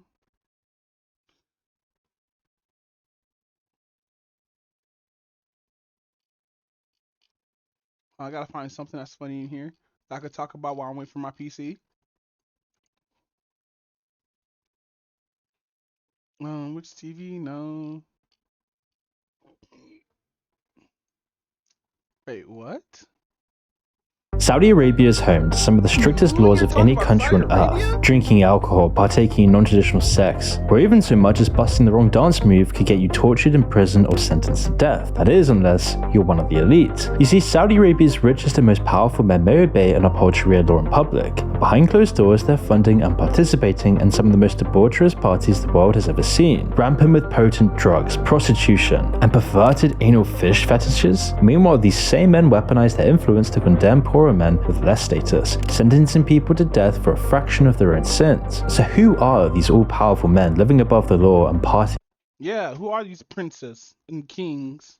In the shadows. Let's start by looking at the tip of the iceberg, the Saudi Arabian royal family, also known as Al Saud. Although the royal family in its entirety is estimated to be made up of 10,000 to 20,000 members, including all descendants of Mohammed bin Saud, the founder of the first Saudi state in 1727, and his brothers, the majority of wealth, power, and influence is held by a smaller group of 2,000. I'm only liking the video because it's interesting. I hope Moon doesn't plagiarize, but I don't know. Of these men. Some estimates of their wealth measure their net worth at anywhere from as low as $500 billion to as high as $3 trillion, but anyone who's come in contact with members of this group would describe it as seemingly endless. This includes the market cap of the state's oil and gas company, Saudi Aramco, including all of its assets in the country's fossil fuel reserves. This makes the Saudi royal family the current wealthiest family in the world and the wealthiest family ever recorded in history. Now, to take this further, the modern Saudi royal family is primarily led by an even smaller group of descendants of bin Saud. proud, lauded as the founder of Saudi Arabia in its modern form. Upon its conception in 1932, the Saudi Arabian throne was designed to pass from one son to another, and the monarchy remained hereditary until 2006, because in 2006, a royal decree provided that future kings would be elected by a greater committee of Saudi princes. Fast forward to the present day, and we see King Salman at the top. King Salman is 87 years old, and it would be kind of far-fetched to imagine a man in his late 80s going on all-night we used to have presidents and shit that are in their fucking 80s and shit. Look at our Congress right now. Viagra-fueled benders and hooking up with countless women without having a heart attack. It's likely that King Salomon's partying days are in the past. Instead, we need to turn our attention to younger members of the royal family who are making decisions around him, chiefly his son and Saudi's current crowned prince and prime minister, Mohammed bin Salman. Mohammed bin Salman has been nicknamed the party prince by some for a reason, spending a whopping $50 million on just a single behind closed doors party back in 2010, but more on that later in the video. We first have to remember $50 million? something I mentioned previously, that Prince Mohammed is only one of an estimated 2,000 royals with similar power, wealth, and influence, many of whom are young men with the energy, desire, and power to subvert the famously oppressive Saudi law that their subjects must live by. So when they're being led by the example of the arguably most powerful man in the country, party Prince Mohammed bin Salman, what's stopping them? But again, the Saudi royal family is just the tip of the iceberg here. They're merely hosting. Oh, I forgot why Saudi Arabia has like such royalty and stuff like that. Is it because because they're like on a stack of oil and they like produce like the main oil for like the United States or something like that? I forget. Like, how does this work? These parties. And parties with powerful and wealthy hosts require powerful and wealthy guests. Guests include high-status CEOs and businessmen from the world's largest banks and companies, celebrities, and even various religious leaders from around the world. And although it's difficult to pinpoint who exactly from the tens of thousands of members of the world's elite is attending these Saudi-backed parties, there are plenty of indicators as to who these people are likely to be if we take a closer look at where the Saudi Public Investment Fund has invested the nation's money in recent years. And we will do that right after we examine some of the most arguably insane things that allegedly happen at these underground events. And we'll start with the most notorious report, which surfaced just a few years ago. In 2015, 150 beautiful Brazilian and Russian models were flown private to the remote island, Vila, in the Maldives, to meet just a few dozen unnamed wealthy men from the Middle East who had the entire island to themselves. Vila can only be are like every man in like, well, I know not every man, but like everybody's in the high class is just in government?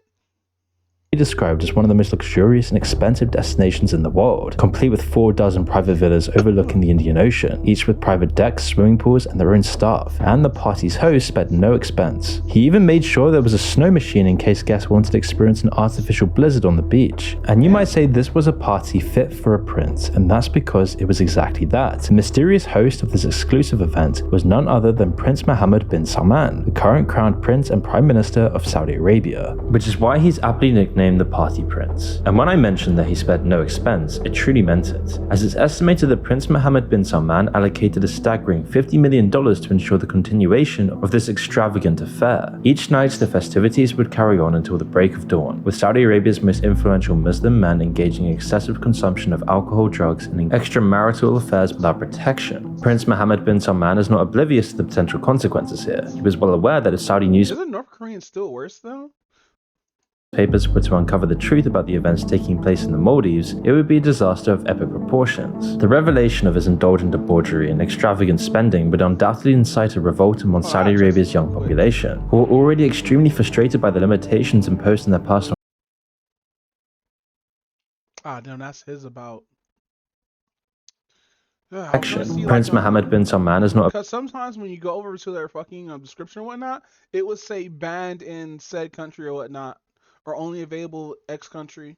oblivious to the potential consequences here. He was well aware that if Saudi newspapers were to uncover the truth about the events taking place in the Maldives, it would be a disaster of epic proportions. The revelation of his indulgent debauchery and extravagant spending would undoubtedly incite a revolt among Saudi Arabia's young population, who are already extremely frustrated by the limitations imposed on their personal freedoms by both law and religion. And so to prevent Yeah, I heard they're super religious out there too.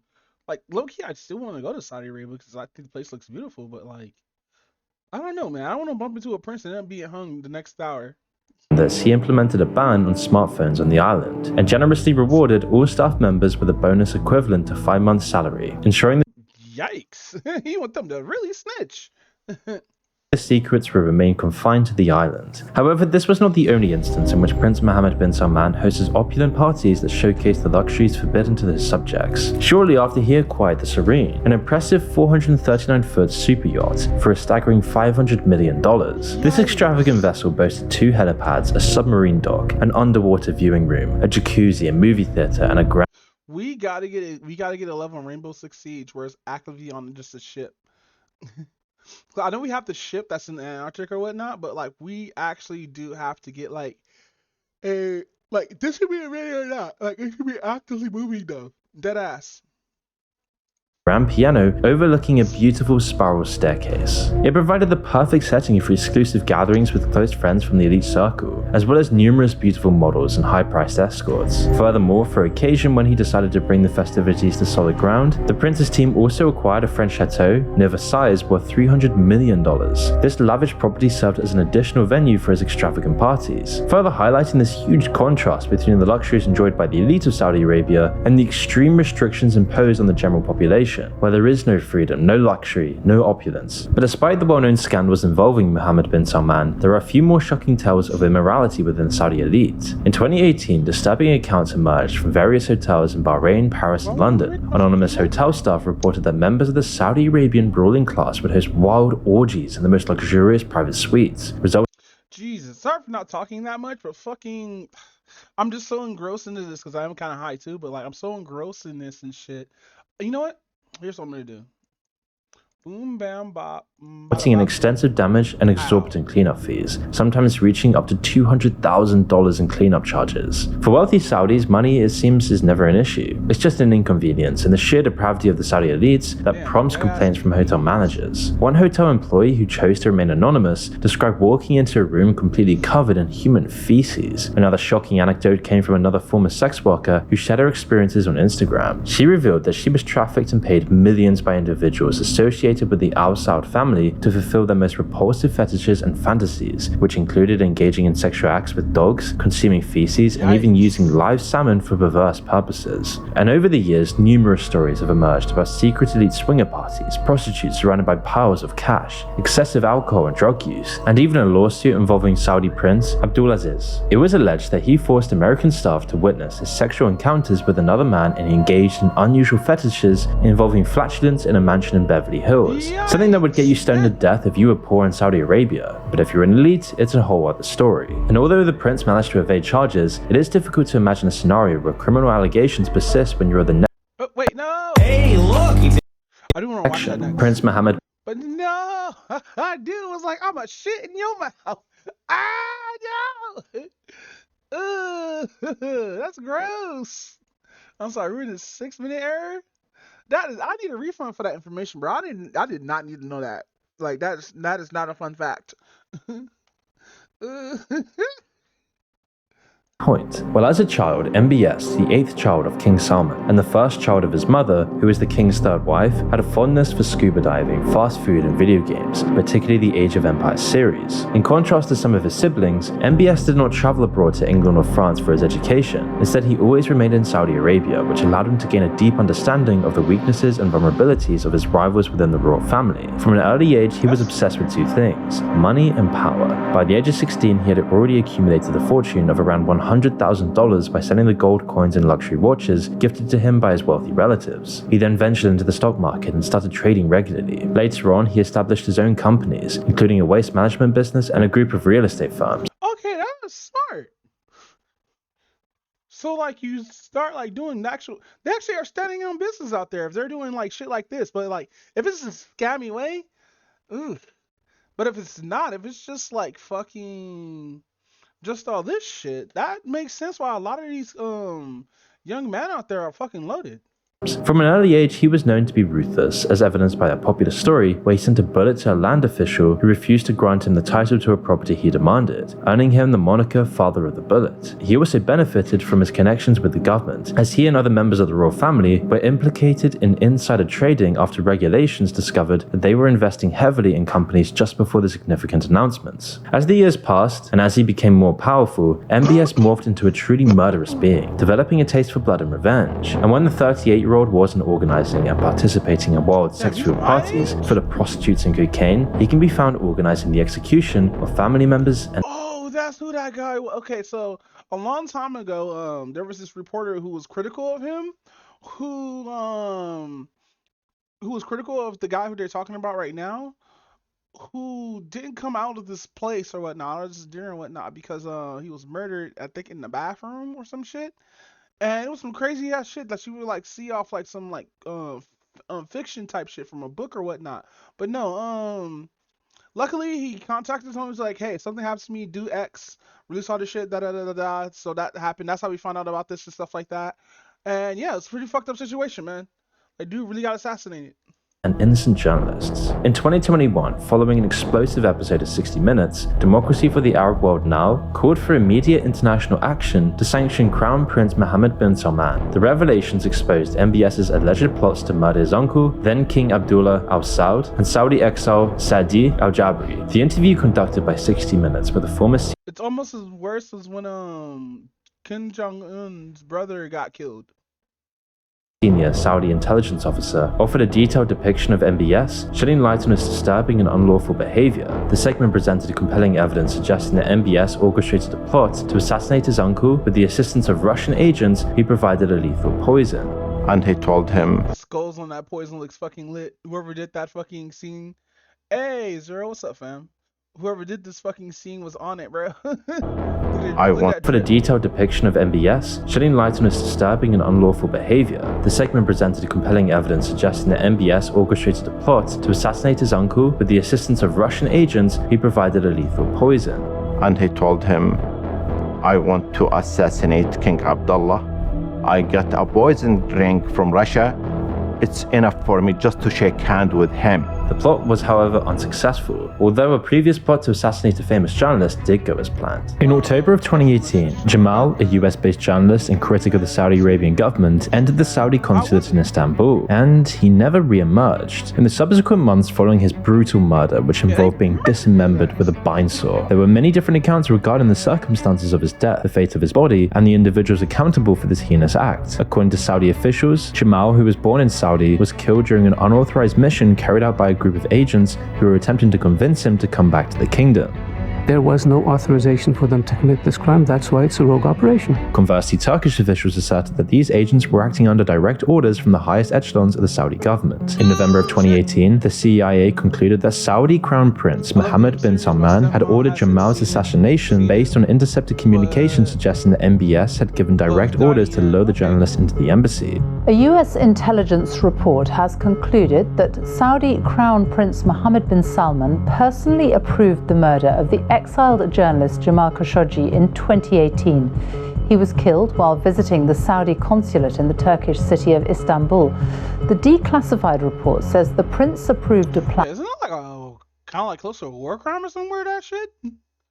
And to either capture or kill Khashoggi, who had criticized the Saudi regime. And despite the fact that the murder of this journalist is the sole recorded occurrence in recent times, it doesn't really provide any accurate representation of the magnitude of offenses committed against journalists within and beyond Saudi Arabia. Over the last 10 years, numerous journalists have been apprehended, confined, and tried for their journalistic endeavors. Presently, there are at least 25 journalists, both Saudi and non-Saudi, who remain incarcerated in Saudi Arabia, which is kind of ironic considering that Saudi Arabia now seems to be at the forefront of journalism, owning the most edgy and supposedly informative media sites like Vice. You see, a decade ago, Vice documentaries debuted on HBO. Led by Shane Smith, Vice dedicated itself to extensively documenting the abuses of dictatorial regimes. However, in recent times, particularly after the company's Nika Labs, it is actively engaged in the removal of content. In June, for example, Vice uploaded a documentary titled Inside Saudi Crown Prince's Ruthless Quest. Yeah, Vice been getting the shaft recently. I'm almost after they're gone because they used to do good shit, but like after, I guess they wanted to do like this hit pieces and shit.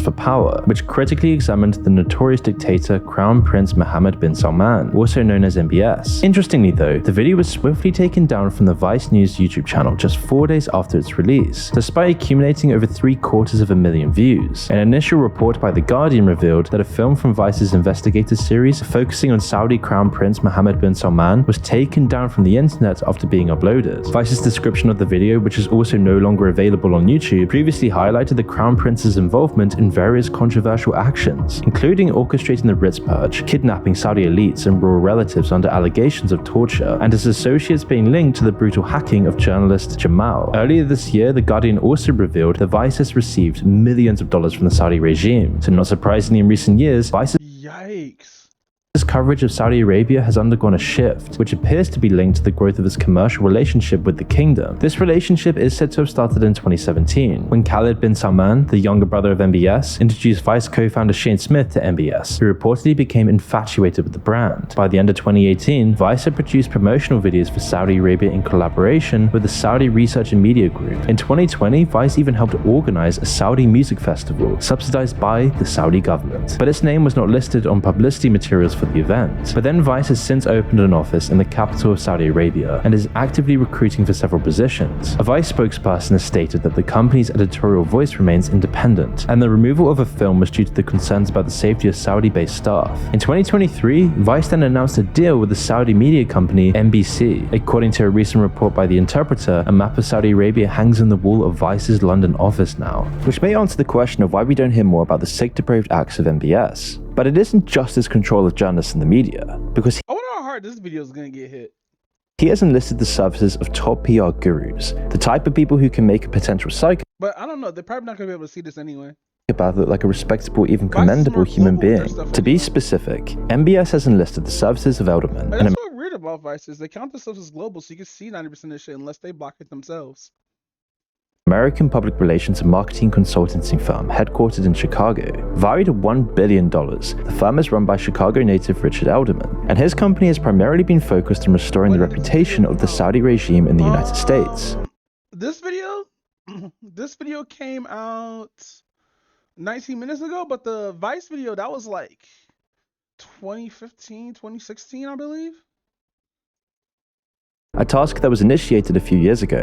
In February 2020, Elderman registered as a foreign agent representing the Saudi Basic Industries Corporation, a government majority-owned chemicals manufacturer, to promote the Business 20 gathering of executives held in Riyadh that year. The objective of this work was to target American audiences and was expected to earn Elderman more than $5.6 million in fees. It involved a regular distribution of press releases highlighting achievements such as the advancement of women in business and efforts to empower women and youth. One of these releases featured a quote from Princess Rima bint Bandar Al Saud, the Saudi ambassador to the United States, praising the B20 Saudi Arabia's commitment to women's empowerment and an inclusive policy development process that she hoped would leave a lasting legacy under the Saudi presidency. However, at the exact same time, the Saudi government was sentencing Noura bin Saeed Al Qahtani to a staggering 45 years in prison for expressing her opinions on social media. This verdict was delivered shortly after Salma Al Shahab, a student from Leeds University in the UK, was sentenced to 34 years in prison for retweeting the views of activists who were critical of the country. Elderman has, in recent years, entered into contracts worth at least $9.6 million with Saudi Arabia,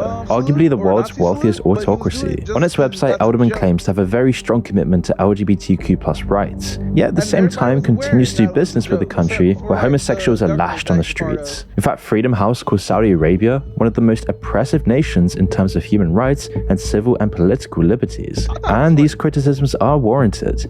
The Saudi government severely restricts political rights and civil liberties, and engages in arbitrary imprisonment, torture, and execution of individuals perceived as opponents. Elderman has also agreed to provide strategic counsel, media relations, stakeholder identification, and engagement, as well as other branding and promotional work in the United States for NEOM, a new $500 billion city in northwestern Saudi Arabia. You see, NEOM is a key priority for Prince Mohammed, who chairs its board of directors. According to Elderman's foreign agent filings, the firm is projected to earn over $3 million from its work with NEOM by the time it's completed. Notably, NEOM is being developed by the country's $620 billion sovereign wealth fund, otherwise known as the This is not a part. This is B-roll from a whole nother different thing. Yeah, this is B-roll from a fucking series where like, oh, can you build a wall? I've seen this shit many a times. This is not no new shit. the Public Investment Fund. Alderman 1 assumes, realizes that it has blood on its hands, as the development of NEOM, the innovative, environmentally friendly city in Saudi Arabia, necessitates the relocation of indigenous communities. Those who fail to adhere to the proposed plans face severe penalties, including lengthy prison sentences and even death. Earlier this year, the Office of the United Nations High Commissioner for Human Rights released a report highlighting the displacement and demolition of homes belonging to tribes in the designated area for the city. Shockingly or not, these actions were carried out without providing adequate compensation to the affected individuals. Furthermore, the report reveals that one member of the tribe was killed, while 3 others were sentenced to death. An additional 3 members received 50-year prison terms on terrorism charges. According to the report, these individuals were arrested under the pretext of terrorism, but it is believed that their actual offense was just resisting the forced evictions associated with the controversial project. And with an estimated cost, they're doing this because NEOM is a significant component of Saudi Arabia's Vision 2030 initiative. Introduced by MBS in 2017, this comprehensive set of reforms promises to enhance and promote tourism, diversify the kingdom's economy by creating alternative sources of income, and, rather laughably, promote women's rights. Projected to open in 2039, NEOM is set to occupy a vast area of 26,500 square kilometers in Saudi Arabia, right next to the Red Sea coast. The project is fully owned by the Public Investment Fund of Saudi Arabia, one of the most powerful sovereign wealth So weird and dystopian. funds on the planet. The PIF's reach is absolutely staggering. It is quite possibly the most powerful fund in the world, and its role in helping Saudis to essentially control the global narrative is particularly disturbing. The PIF holds a 38% stake in POSCO Engineering and Construction Co., a 5% stake in Uber worth $3.5 billion, and a 5% stake in video game companies Capcom and Nexon worth $1 billion. In March 2016, it was announced that the ownership of Saudi Aramco, a state-owned petroleum and natural gas company, would be transferred to the PIF. PIF holds a 5.7% That is so much. stake valued at $500 million in concert distributor Live Nation, but more in concerts in a minute. In 2020, PIF acquired minority stakes in major US companies such as Boeing, Meta Platforms, and Citigroup. It also disclosed significant stakes in Disney and Bank of America, as well as a smaller stake in Berkshire Hathaway. PIF also disclosed a stake of $827.7 million in oil company BP. In the same year, PIF also plays a key role in Saudi Arabia's worldwide sport washing. That's so fucking much money. Now, as you may have seen, it seems like Saudi Arabia is everywhere in the world of sports. In October 2021, it was announced that the Public Investment Fund would acquire Newcastle United, a huge soccer team based in the UK, following the Premier League's receipt of legally binding assurances that the Kingdom of Saudi Arabia would not have control over the club. Such assurances were, and still are, really laughable, as the PIF's chairman is none other than the omnipotent MBS. Although Amnesty International raised concerns about Saudi Arabia's horrendous human rights record and called for the introduction of standards that would prevent human rights violators from owning Premier League clubs, the takeover was very successful. The PIF also owns the Saudi Pro League, the kingdom's answer to the English Premier League. And that's why in 2022, you started seeing people like Cristiano Ronaldo joining a Saudi Arabian team on a 2.5-year deal, reportedly worth more than 220 million euros. Not to mention Neymar and using Messi as the ambassador, they're putting all the money in to control football. But it's not just football, it's everything. They've also infiltrated the world of golf. In October 2021, Golf Saudi, a division of the PIF, provided funding for the establishment of LIV Golf Investments, appointing Greg Norman, an Australian entrepreneur and retired professional That's so much money. golfer, as its CEO. And that's when they would create a professional tour known as LIV Golf, previously referred to as the Super Golf League, becoming a huge competitor to the PGA Tour, offering the most Super Golf League. Dude, Saudi Arabia has all the money. Them fools over there have fuck you money, billions upon billions. I've always was sus that criminal organizations was involved. Yeah, dude, Yakuza's actually involved with Sega. most lucrative golf tournaments in history and successfully persuading There's a lot of crime in the gaming industry. all the top players to participate. Almost all the top golfers joined for hundreds of millions of dollars. But some What, you just think it's like it was just scamming motherfuckers? Nah. notable players did actually decline the opportunity Some game companies would be at the front for like something that's bigger or whatnot. Look what happened in, like with during Nintendo days and shit like that. to join the new league, with Tiger Woods rejecting an offer nearly worth $1 billion. Tiger was like, nah, fuck that. That's sus money. Rory McIlroy, a vocal critic of the tournament, aligned himself with the PGA Tour, criticizing all the players who joined Lee Ivy Golf as just being another pawn of Saudi Arabia. And now the PIF is also trying to take over tennis, acquiring a stake in the United. Yeah, bro, I want fuck you money, bro. Just sit there with like a stack of hundreds and just slap you. Just slap you with it. Just get slapped with a stack of hundreds. I'll be mad as fuck if somebody slap me with a stack of hundreds. Or I'm punching you. Ain't no amount of money is gonna allow me to get disrespected like that. I don't give a fuck. You got fuck you money.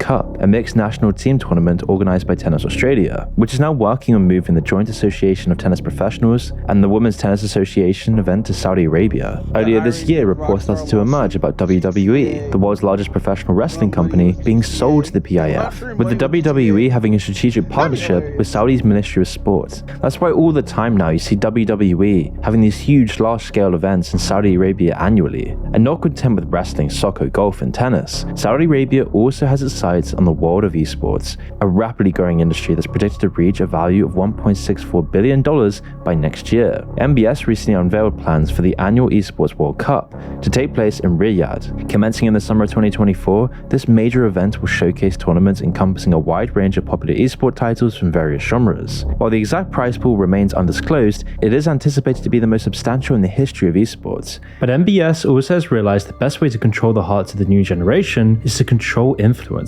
As we've shown before, Saudi's neighbor, the United Arab Emirates, uses social media influencers to sell a particularly favorable image of Dubai, and Saudi does something similar. In recent years, in a desperate attempt to promote a fresh perspective on the country, Saudi Arabia has collaborated with Gateway KSA, a non-governmental organization specializing in cultural exchanges. With AI? What? Let's read that article a little bit. So this is stuff he highlighted. In a desperate attempt to promote a fresh perspective on the country, Saudi Arabia has collaborated with Gateway KSA, a non-governmental. The country is enlisted the help of an NGO that hosts cultural exchanges, Gateway KSA, which Prince Turki Faska I Saudi, and is an executive member. I don't even know how to say that the full name.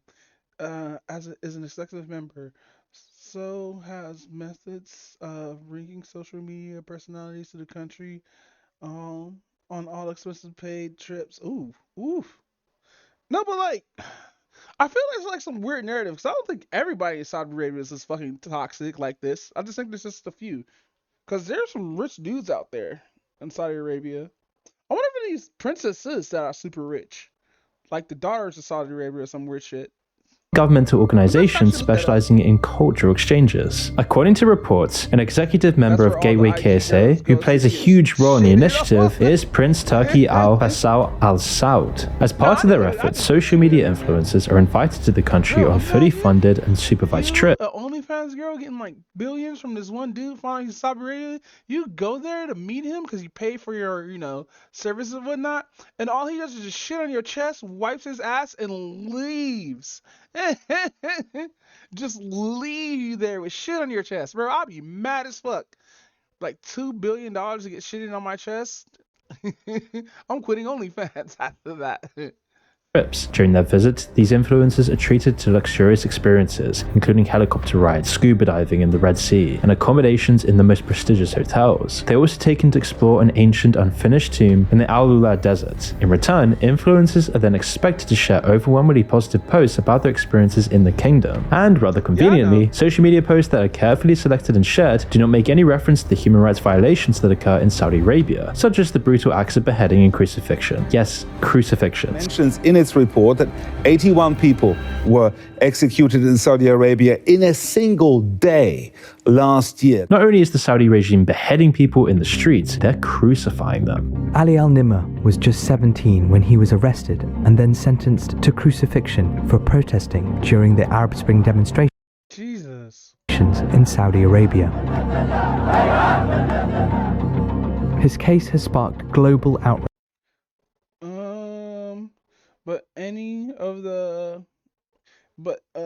But any and everywhere can be Hollywood with the right kind of. I want to go to Bollywood, damn it. Amongst human rights groups, celebrities, and the UK's Prime Minister, David Cameron. He is about to be crucified and beheaded by the Saudi government. What's your message to them about that? Well, don't do it. We don't agree with the way that they go about these things. That's why suddenly you see all these influencers online in Saudi Arabia. The Logan Pauls of the world are all there, all becoming part of the spectacle. But deep down, this is all just a way to control public image for Saudi Arabia, to keep their dirty secrets hidden. And it's not just social media influencers, it's prominent musicians, like Metallica, one of America's biggest metal bands. You see the band announced that it will make its first ever appearance in Saudi Arabia this December. The renowned rockers will take the stage as the headliners for the opening night of the 3-day Soundstorm Festival in Riyadh on December 14th. In addition to Metallica, a band that supposedly cares about human rights abuses, pop star and celebrated activist Pharrell Williams and disgraced rapper Chris Brown will also perform in Saudi. The Soundstorm Festival is considered Saudi Arabia's equivalent to the UK's Glastonbury Festival, and last year it attracted a whopping 600,000 people last year. And the amount of high-profile artists willing to perform in a country known for the most atrocious human rights violations imaginable is absolutely staggering. Last year, Bruno Mars, Post Malone, DJ Khaled, and several other well-renowned artists from North America and Europe all graced the stage at Soundstorm in Riyadh. And to her credit, Nicki Minaj, who's not necessarily renowned for her moral compass, actually withdrew from the Jeddah World Fest in 2019. Hey, yo. She was like, nah. Expressing She was like, I don't want to get shitted on. her concerns about the country's treatment of women and LGBTQ rights. And the fiancé of Jamal, the journalist who was brutally murdered and dismembered in the Saudi consulate after criticizing Crown Prince Mohammed bin Salman, penned an open ed in the Washington Post in November 2021, urging Justin Bieber to cancel his performance at the Formula One Grand Prix in Jeddah in the following month. But yet, despite the pleas to have some normalcy, Bieber's concert went on as planned, with Jason. I don't know. Do you think like musicians and people who are entertainers shouldn't go to spots because of the moral shit, because of morals and shit like that, and fucking, let's say if a country's bad, they shouldn't go over there anyway? Because I remember Dennis Rodman went to fucking North Korea, nobody batted an eye. Jason Derulo and A$AP Rocky also taking the stage that day, because this is the power of Saudi Arabia. Despite murdering journalists, crucifying I don't think we should blame entertainers for getting the bag. That ass. innocent people in the streets, the kingdom continues to become one of the most powerful countries in the world, all aided by the influencers, the powerful sports organizations, and the media companies like Vice. And now seemingly the current president of the United States, Joe Biden, who earlier this year took away his promise to take action against MBS and other Saudi officials, which meant Saudi Arabia will never have to face any real consequences for their actions, and will undoubtedly become more and more influential as the years go by. The country may or may not go green, but the streets will likely continue to run red with the color of blood. However, with the help of shameless PR executives in the US, expect such stories either to be suppressed or altered to fit Mohammed bin Salman's nefarious agenda. That was all just about him. That's crazy. Alright, that was about Moon. I'm gonna watch another video. Not by Moon though.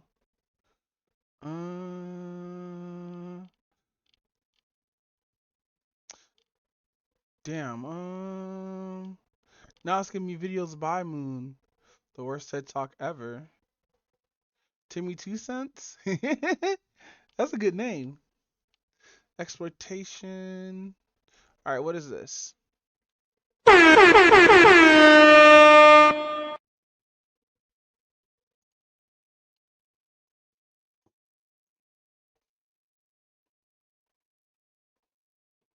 In 1915, director D.W. Griffith released Birth of a Nation. Based off Confederate apologist novel The Klansman, the movie is a 3-hour epic spanning several years in the lives of two fictional, important white families, one in the North and one in the South, as they navigate the years of Reconstruction after the Civil War, portrayed in the film as a time of chaos and social destruction, the result of out-of-touch Northern policies being carelessly grafted onto communities where they were doomed to fail. And yes, by policies I do mean ending slavery. Today, Birth of a Nation is most famous for being one of the most transparent. Wow, she is a really good looking woman.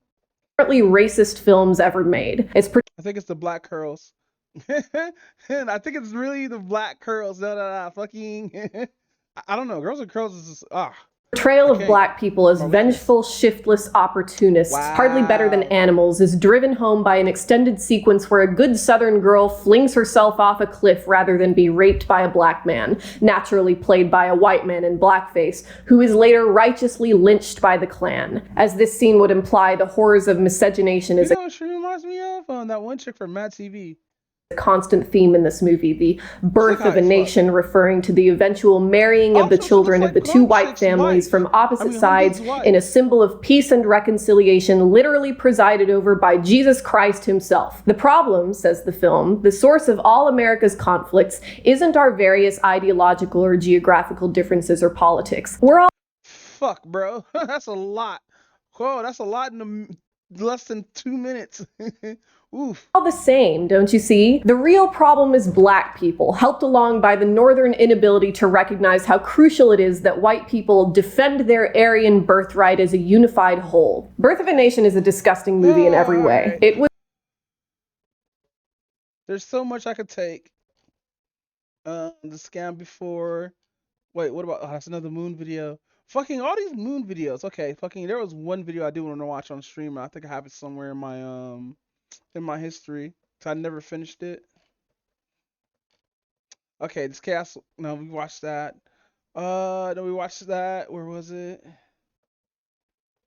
Content Cop? No, it wasn't that. Was it supposed to be this? No. I didn't watch that on stream.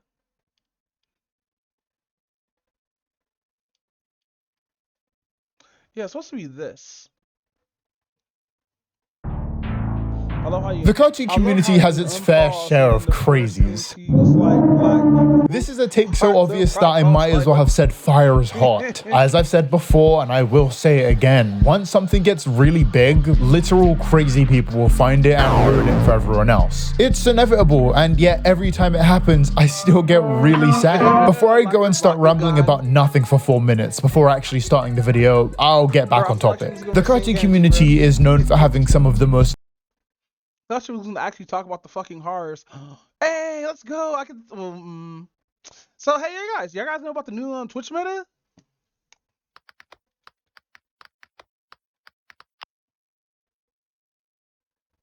You guys want to see the new Twitch meta? Oh, Akasa Duck covered it. Where is it? Where is it? Wow, it's always fucking people playing fucking 59 minutes ago. Day before scam.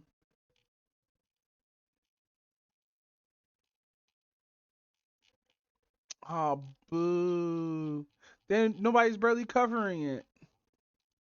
I only watch August Duck's video. So basically, dead foreskin. So basically, it's now women who are obviously topless in videos now, or in streams now, where it's just like it's a profile shot, but it's cut off at the point to where like their whole titties don't show, but you know they're not wearing a bra. So more and more people started doing this, and 2 streamers already got fucking hit up with it and whatnot.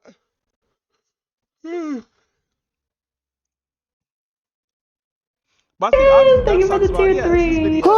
Well, guys, we're back. We are back once again talking about an issue that has come up so many times on the internet that I'm sure my children's children will be discussing it many years in the future. Guess I've got that to look forward to. That's right, people. We are once again talking about Twitch and the new meta, I guess, that there is for advertising yourself. Now, if you're Dude, I want to do the new meta now. active on Twitter, I'm sure you already know what I'm talking about, but if the words I just said mean nothing to you, you're a lucky person. To give you some real quick background, Twitch is a huge social media site that is primarily used for live streaming video games, and for the last 5, maybe 6 years or so, it's had a bit of an issue where people seem to not be able to keep their clothes on while live streaming. It was a pretty big issue for a while where Twitch was slowly just progressing into becoming a softcore porn site, very reminiscent of a cam site, where You know, I actually do have a character just for that, but like I gotta figure out how nipples work on this program. very popular streamers on the front page of Twitch could not keep their clothes on and were doing things like farting into their microphone for donations, which I think is a good segue into saying that Nah, there was this one streamer, this chick, she got done streaming. She opened back up her stream in a red lingerie. She got on her fucking chair, bent over, and spread her dead ass vagina on fucking stream. And she thought she wasn't on Twitch. She was on fucking whatchamacallit? She was on fucking She thought she was on X videos because she had the chat set up for X videos. But nah, she logged right into fucking into fucking Twitch again, and the chat was like, no, she didn't turn off her stream. She left and came back because she was like, buy stream or whatnot, and I think she left for like 10-15 minutes and she came back, asshole ready to get spread on stream. Nah, I seen the front page. Someone was sitting in a hot tub naked with their knees in front of their chest, covering themselves while exposed, saying, "Move your knees." These man's not wrong. Legit, it's a porn site. I want to see them game of Baldur's Gate 3, game of the year. No, I want to see them game of the year Baldur's Gate 3 like titties. Damn it, why was it so hard to fucking read? If BG3 game gets game of the year, cause if I can fuck a bear, I said that the last time. Oh, because you fuck a bear, who's apparently I found out is actually a dude, not a female. So that means the bear's fucking you. Oh no, internet connection, guys. Oh. Ah.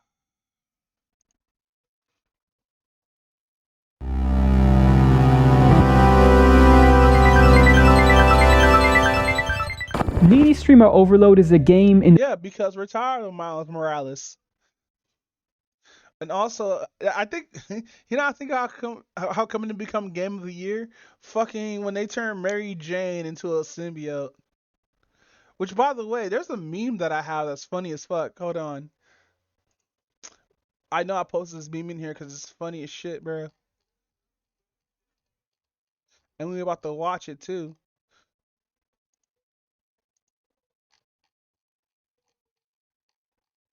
Where is that shit?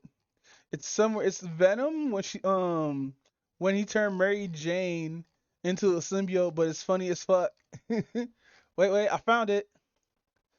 Boom, bam, bop, bada, bop, boom, pow.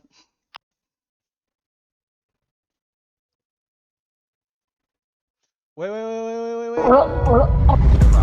I can find it because you need the whole noise. Life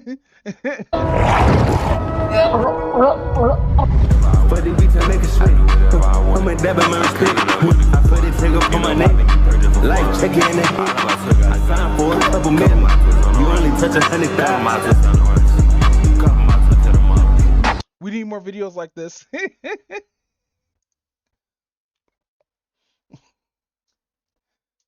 Pay no rent. Pay your rent, LOL JK. Mary Jane and that gang hit the wall. I was gonna say, did I just see that right? Nah, so in the scene or whatnot, fucking in this scene, Venom already went back to fucking oh shit, I don't want to spoil it, but Venom already went back to his current host, and Venom was mad and I already know who dude was, so he went to his house, got some hair from Mary Jane. She got that dick chopped out her throat. Oh shit. In the same way that owning a Tamagotchi is a game. However, in this case, you're not taking care of some little stupid pet. You're taking care of a live human woman. That's a thing already? This game is classified as an adventure visual novel, and to the uninitiated that sounds... Where's my horror and/or psychological horror? Like I just put 3 random words together, but essentially what it means is that this game is 95% reading. Centering around Ame, a girl who is 100% mentally stable, and just like any other young person that was raised in the era of the internet, has dreams of becoming a niche e-celebrity. To accomplish E-God. this, she dons the persona of OMG Kawaii Angel and starts her journey towards becoming the #1 live streamer in the world. Alright, we've had about enough of that one. If you believe in the concept of... Yeah, this happens. Like, it's happening now with VTubers. Not with me, but like, open wide. Oh fuck, I killed my wife. I forgot to feed her. I don't know why I didn't. It's over her death. You gotta suck. You gonna suck my symbiote. The free will, then every... Imagine sucking off a symbiote. action or inaction taken in life is a decision. Like you just got symbiote all in your face and throat. Pause.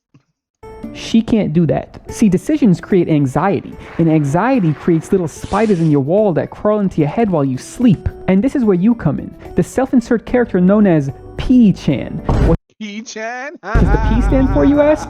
Take your pick. Now, as a character designed for the sole purpose of being a blank slate, stand for, you ask? Take your pick. Now, as a character designed for the sole Chan, what does the P stand for, you ask? Take your... Okay, so player Chan, producer Chan, person Chan, piece Chan, personal computer Chan, domestic terrorist Chan. Your pick. Now, as a character designed for the sole purpose of being a blank slate that the player can project themselves onto, you would probably think, oh, this character must be somewhat relatable to me and my circumstances. Wrong, because P-chan is actually dating Ame, and you're lonely and sad. The two have just moved in together, and now it's his job, or well, your job, to take her from completely unknown to 1 million followers in 30 days. And if you've ever tried to be a content creator, you would know that realistically, this sounds damn near impossible. And it is, but don't let the realistic graphics fool you. This is actually the realistic graphics. A video game. The entire thing takes place on his desktop homepage, which is pretty much what Windows 95 would have looked like if Bill Gates happened to be an e-girl. And it has all the things that you would expect a normal computer home screen to have, you know, a web browser. I wonder can I make my my background actually look like fucking retro like that? I'm gonna try that. Notepad, Google Maps, drugs, the EA launcher. The EA launcher? I'm only kidding. I mean, you'd have to be on drugs to want this shit on your computer, am I right, guy? But the big question is, how does one become a popular streamer? Well, it takes... How come we haven't got an anime yet where, like, it's about becoming a popular streamer, but it's psychological horror? Or it's just psychological, you know? Time, effort, commitment, drive. You have to be persistent, have a will as tough as diamonds. Sexy stream, huh? I like the sound of that. Holy shit, I cannot lose! The numbers just keep going up! However, internet fame comes at no small cost. I mean, to begin with, nobody who is mentally well off will start a career as an online entertainer, alright? I mean, you would have to be some sort of vapid, insecure, money-grubbing, self-important, oh my god. Insecure. This game is a management sim, and there are 3 meters you really have to pay attention to during your 30-day streaming stint. Stress, affection, and mental darkness. Stress is bad. Obviously, and goes up when you do things like streaming or going on Twitter. Affection is good, but goes down when you do things like make her do cam girl shit or let her go on dates with random dudes. And hey yo, that's his OnlyFans after that. You're just pimping after that. Mental darkness is cool. It gives you schizophrenia, and it goes up when you do things like browse 4chan or overdose on them benzos. And what goes up can also go down. See, while drugs increase mental darkness, they lower stress. While pimping out your girlfriend to random dudes may seem immoral, it also lowers stress. And you can even do healthy things like sleep or go outside. But I'm gonna let you guys in a little secret here. See, there's one way to lower both stress and mental darkness while simultaneously raising your affection. Alright, guys. Hey yo, so this is kind of game. Look, I'm not immature. This is part of the gameplay. I don't want to be doing this.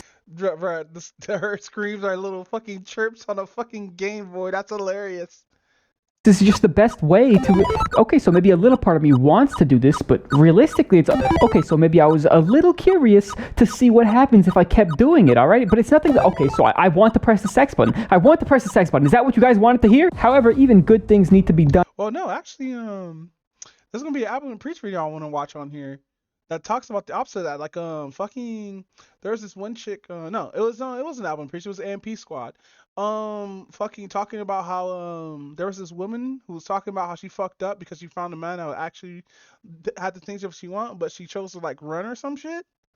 Done in moderation, especially when you have an addictive personality. Too much hot, sweaty sex causes the nymphomaniac ending. Too much affection causes one of the various crazy ass bitch endings. Too much being a normal person causes the worst ending in the game. Working a corporate 9 to 5. There are 27 of them. Endings, that is. See, that's actually the real Flatline, Nymphomia, So Close Yet So Far, Normie Life, Ground Control to Psychological Angel Cuck, Fallen Angel, Painful Future, Welcome to My Religion, Blazing Hell, Bomber Girl, Internet Overdose, Rainbow Girl, Nerdy Girl Overload, Utopia goal Parody. of the game is to see all of There Are No Angels, Labor is Evil, Needy Girl Overdose, Catastrophic, Do You Love Me, Unhappy World, Happy End World, no, Unhappy End World, Happy End World, Comment to Deza Adu, SMT, Galaxy Express, Dark Angel, Internet Runaway Angel, Be Overworked. Damn, that's a lot. Destiny crying right now. His ex is getting the colonoscopy. No, bro. So, okay, with that, bro. Good that he got out of that relationship. Bad, because now, like, people are just telling him just to go hit the gym. But no, yeah, man, fucking. These girls ain't loyal. Dude said, I want to do open relationship. the endings, which range from you getting cucked to you getting cucked to you getting cucked. And once you see all of the endings, you can unlock the secret ending, where you get to see what's in this little secret.txt,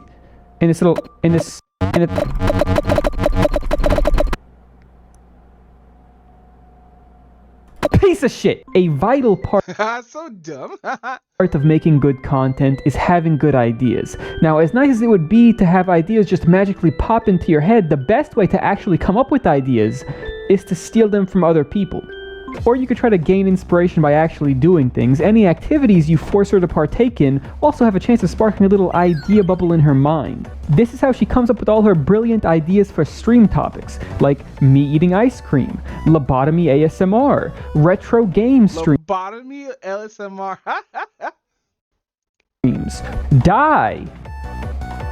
Not all of the ideas are winners here. During her streams, you take on the role of a content moderator, deleting potentially inappropriate comments. See, the most stressful part of being an online creator is looking at what other people have to say about you, which is why I carved out both of my eyeballs. Now let's get... Dude, I love this dude. This is funny as fuck. Boop. Oh, fuck. This is funny as fuck, but no, I used to like playing visual novels, but then, like, when I got older or whatnot, I just lost out of focus with them because, like, honestly, I know it's supposed to be fantasy and shit like that, and real girls not like that in real life. It's just, people don't have conversations like that in real life. I'm sorry. Get down to brass tacks, all right? See, there are two sides. No one's not going to suck you off if you give them enough money and or gifts, unless they're a prostitute. To every internet personality, a depressed, mentally ill loser, and an anime girl. Nobody cared about who she was till she put on the multicolored wig. A character created by a lonely, insecure young girl. A Shakespearean-level play portraying somebody that is happy, confident, the nicest person in the world. Follow her, love her, worship her. The facade will never break. Until it does. But, you know, everybody in or around... she bombing in rainbows. I hate it. The entertainment industry is lying. I mean, if you didn't, nobody would like you. The real you is ugly and boring. Yes, the real me is ugly and boring. For example, I play the role of an American Zoomer content creator with chiseled six-pack abs and a face that would put K-pop stars to shame. But in actuality, I'm a 70-year-old Tibetan watermelon salesman. Hey, yo. Hello, what game is this? It's called Needy Streamer Overload.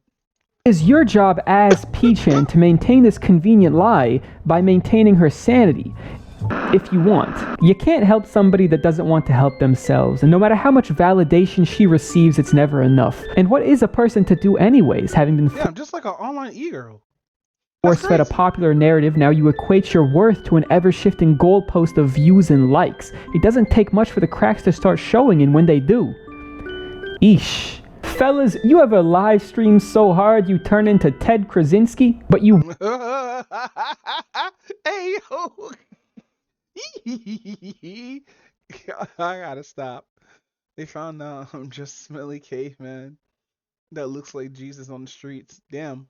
Want to help her. At least I did on my first playthrough. I mean, I didn't want her to get addicted to drugs. I didn't want her to form a god complex. I didn't want her to become emotionally and financially reliant on my support to the point where I was the only thing in her life keeping her from offing herself. And somehow along the way, I actually ended up happening to develop real-life feelings for this pixelated woman in some sort of messed up parasocial way. That's like a fucking because real women don't make it really transactional. If they really love you, they love you. But like, I don't know.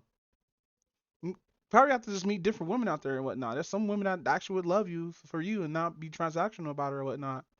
And then there's like fucking what visual novels I was playing or whatnot. Because like, come on, man. Ain't nobody's gonna like. It's just some of those conversations was fucking wild, bro. Fate is a wild ass series. Then I got the cuck ending.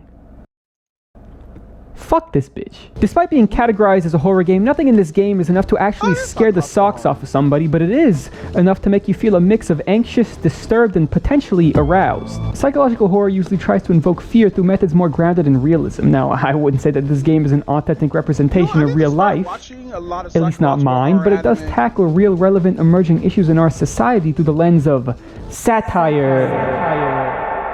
Though some of these chat messages seem like they could have been pulled from a real stream, and I've never had the experience of being a mentally ill girl's psychiatrist, but I can imagine that my reaction in real life to receiving messages like this would probably be about the same as they were in-game. This game is also chock full of Zoomer humor. And I'm not talking about that cringe TikTok humor, no, I'm talking about cringe pop culture references and obnoxiously self-deprecating Yo, she dressed up as fucking Gohan. humor. You know, the thing where you say, I want to die as a joke, but you're really only sort of joking and it's more of a half-hearted confession that you wish to be sent to the big live stream in the sky. When she says she craves death, is she being serious? Probably, but you know, I'd be lying if I said some of these morbid conversations didn't get a chuckle out of me. And you know, sometimes the game even lets you make your own morbid fun. So you're telling me I can make her tweet whatever I want?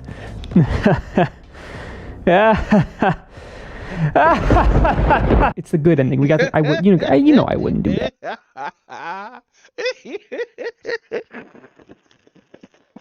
Oh, that's a good joke. That's a really good fucking joke. That's a really, really good fucking joke. Though occasionally the game will hit you with that sweet chin music. See, when she says she wants to play her wrist like a violin, and you get the interactive minigame to do so, it becomes just a little bit harder to laugh at that. Not impossible, though. And if the minigame doesn't catch your attention, the distorted-ass music blaring through your headphones might. Shit, I mean, some of these tracks made me want to. In this game, there is a song for every emotion. Happy or sad, bored or anxious, all of them do well to convey the mood, and all of them are heat. This guy must have been in the studio for a fortnight cooking this shit up. Look, if you like music that people over the age of 35 hate, then this soundtrack. Hey, what do you mean? Might as well be crack cocaine to you. And it's a good thing too, because, well, I mean, unless you're an old fuck, but because you're going to be hearing these tracks a lot. I don't know if the point of this game was to make me mentally ill as well, but grinding for some of these endings without a guide had me on the brink of true mental collapse. I especially love the one that requires you to get 100 mental darkness and then refresh your save until the game blesses you with a 1 in 100 RNG dice roll that decides if you fuck out of here get the ending or not. That one was really fun, and definitely didn't make me want to commit various violent crimes. Now, what is the verdict, though? Can you indeed fix her? No. You would think with 27 goddamn endings in this game, one of them would be a happy ending. I mean, we get close, we do get close, but unfortunately for internet personalities, there are no happy endings. Because, I mean, realistically, you only got a couple of options. You either fall off, fuck up, or recreate the Heaven's Gate incident. It feels to me... So she has cold endings? That's crazy. That this game's target audience is a very small, weird niche, because it is a game that is a critique of creator culture, seemingly yo, this dude's jokes is on point.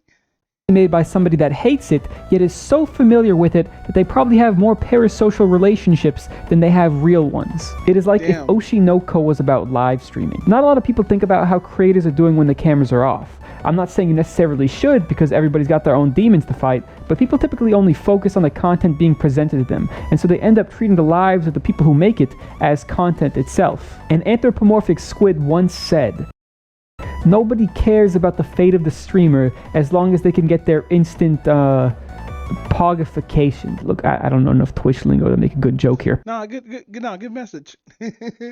Point being, this game lets you experience the other side of that, for better or for worse. Cause you come for the cute anime girl, but you stay for the mental trauma involving a cute This is why I like psychological horror shit. Shit like this.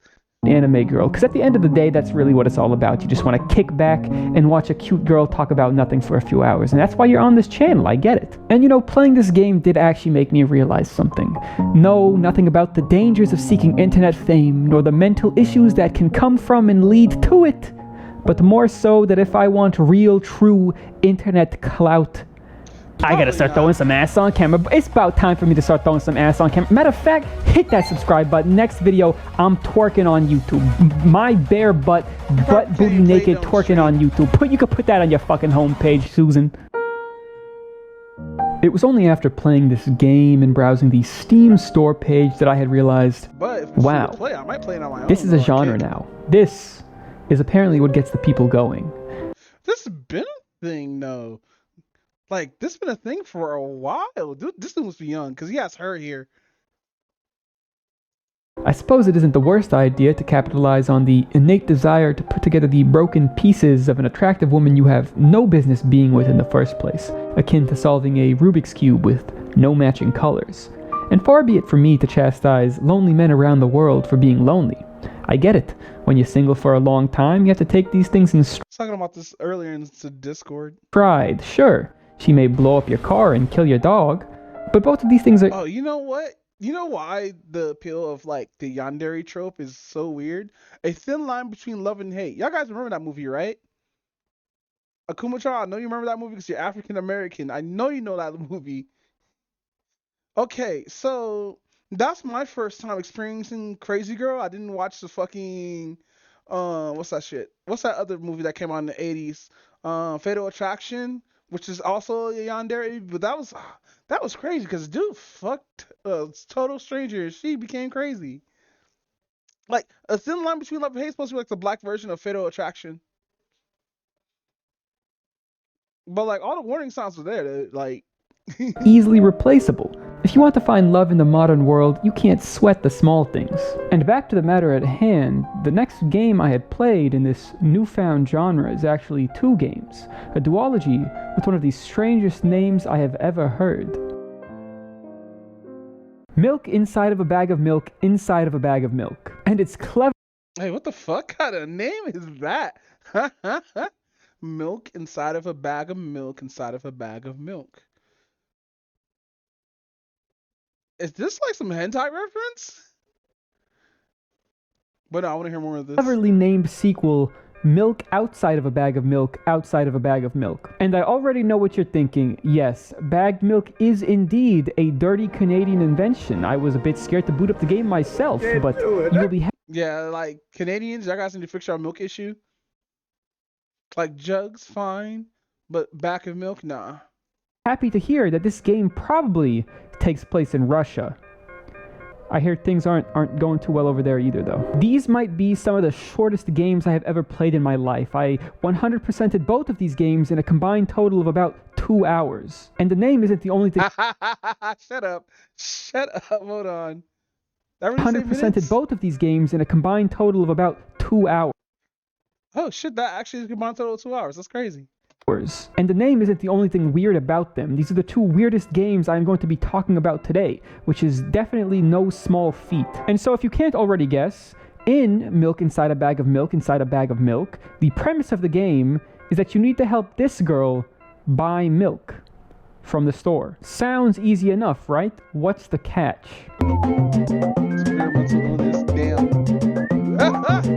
This game is part of an ever-growing group of games which one of my friends has aptly dubbed the indie game about depression. In this game, you essentially serve as this girl's inner monologue, keeping her company and making sure she doesn't fuck up the incredibly simple task of purchasing la leche. You walk to the store, you peruse the aisles, you talk to whatever this is, you buy the milk, you walk home, you try to get her to accept reality and fully grasp the truth of her situation.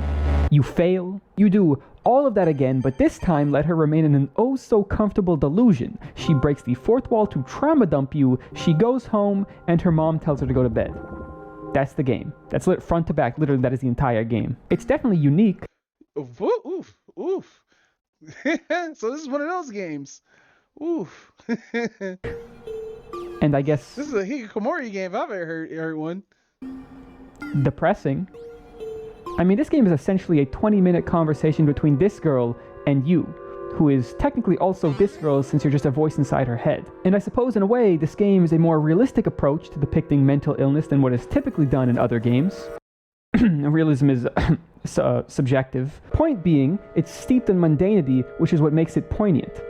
Yeah. But that's just the elitist critic in me talking, because truth be told, this game felt like the video game equivalent of Blue Balls. Thankfully though, there is a sequel, Milk Outside a Bag of Milk, Outside a Bag of Milk. And this time around, it looks like we got a little bit of a budget here, ladies and gentlemen. The game starts with an anime cutscene detailing the events of the first game and... Yo, that's so good. Hold on, run this shit back? That's a fucking carton of milk! The story picks up from when our unnamed protagonist arrives at her apartment. And if it wasn't obvious already, this girl is struggling with multiple things, one of which happens to be some sort of psychosis. Her perception of reality is warped. For example, this is how she sees her mother. Still would, but when she gets to her room, this is when the actual game begins. Woo! Yikes! I want to play this one, actually. Once again, you assume the role of her inner voice guiding her. The point of this game is to help her organize her thoughts, which happen to take the shape of little fireflies. Doing so will make her happier than she was before, and ready to go to sleep. Instead of a visual novel, this game is more of a point-and-click adventure.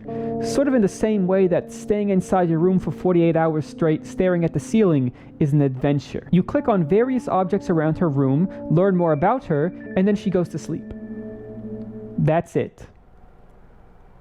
My balls are two gigantic blueberries right now, I'll tell you what. I suppose the game is more about the journey than the destination. Again, using the term journey very loosely here. The game is very vague and cryptic with its endings and meanings and everything. On some levels, it feels like it speaks to my apathetic soul, but on most levels, it just leaves me hungry for any sort of concrete plot point that I can latch myself onto. Because along this brief escapade, I would find myself thinking, well, that's definitely an allegory for something. And seeing how thinking is a job for the mentally fit, I decided to take to the reviews section for answers. And the clandestine geniuses of Steam really helped me tie up the loose ends in my brain. That said, I think I will give you my 4000 IQ interpretation of Milk. Now obviously this entire psychological kerfuffle stems from... Why milk though? You can pick any other fucking drink.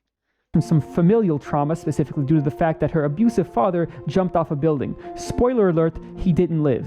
Probably. Damn. However, there are obviously some other issues present, like a seemingly emotionally detached mother, cyberbullying, and a reliance on pills and the like. Now, what is the significance of Milk? Well, from the plethora of discarded milk cartons in her room, she is obviously a serial milk drinker. But the milk is dangerous. Her mother made sure to hammer that point in her head. I mean, she even conflates the milk sitting on her kitchen table to that of a dead body. And what is so dangerous about the milk, you may ask? Well, she's probably lactose intolerant. So why would somebody who's lactose intolerant try to drink milk? We'll get to that. See, this girl's problem isn't that her dad went out to get milk and never came back, but rather that he forced her to drink milk to kill her. Yeah, that sounds about right. She feels a misplaced guilt about her father's death. This is her atonement. The milk in this case represents her attachment to her dead dad. This is fucking dark. Like, really dark. Yikes. I want to keep watching. Yeah, I think that still sounds right to me. So every time she goes out to get milk, it is a struggle. This game is about accepting what has been done, letting the demons in and fighting them rather than sitting idly by. She didn't want to admit anything was wrong. She would have rather lived in a drug-filled delusion. At this point in time, she has stopped dreaming. She is numb. However, each of the endings consists of a dream signifying that by the end of the game, she has finally begun the healing process. I think. And as for what is actually depicted in her dreams, yeah, I think you could just go to the wiki for this one. I'm tapped out, to be honest. Finally, to answer the question, can you fix her? Yes. No? Can you really ever fix anybody? What justifies being fixed? Do we as humans even have the capacity to change in such drastic ways? The way I see it, there are many drugs that could bring about change, and I think love might be the most potent of them all. But if you don't love her for who she is now, how can she ever love you enough to really change? Wow, and that Griffin. begs the question, do you really want to fix her? Is it her you're attracted to, or the feeling of making an unhappy person happy? Could the attraction only be there because in her, you see fragmented parts of yourself? You gravitate towards people more broken than We're you not even done. There's gonna be more game. as another form of escapism. When is the last time you've looked inwards? Now this is the... Fuck, bro. Fuck this game. I got all the endings except for her buff ending, but you can't, no matter what you can do, you can't save her no matter what, and it sucks. It really does fucking suck.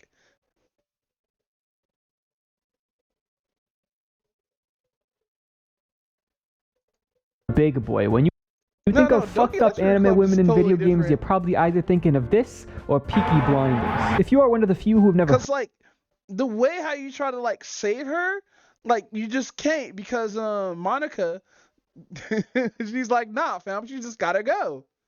heard of this game, never played it, or don't know what happens in it, She's just into knives.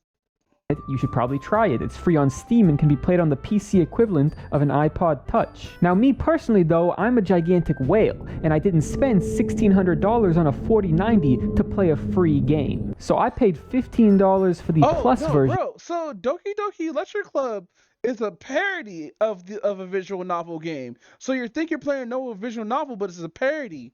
That's all it is.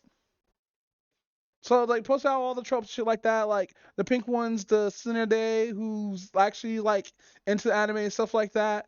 The fucking knife girl, she's like timid, but also like she's really like outgoing. Childhood friend, and just Death Incarnate, you know. Of the game. The problem with that though is that I didn't know there was a plus mode. This game sucks. At least that was my first thought. See, it's no secret that I dabble in the occasional Japanese animation, alright? I know the tropes, I've studied the formulas, I got my P. Fucking Plum, dude. Hey, is that new? No, play, goddammit.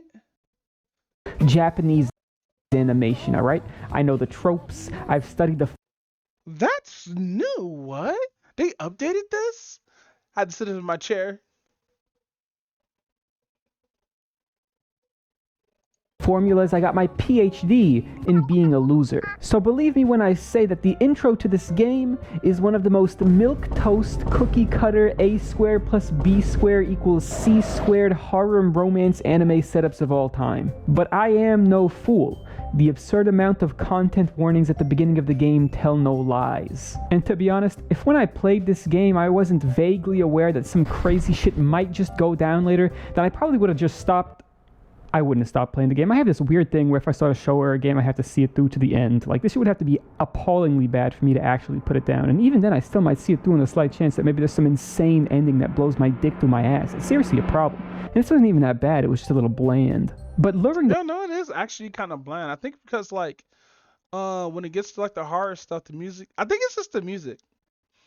Player into a false sense of security with this blandness was the point.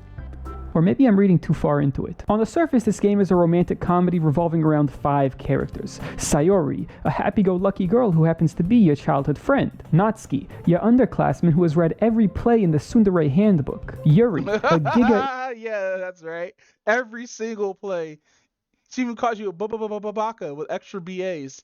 Introvert who likes books and shit. And finally, we have Monica. No, you say books and knives.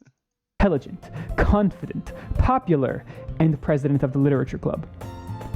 You join the literature club, it's in the title of the game. But of course, let's not forget that there is your character. Essence of generic Japanese protagonist. Oh yeah, that's a good fucking title.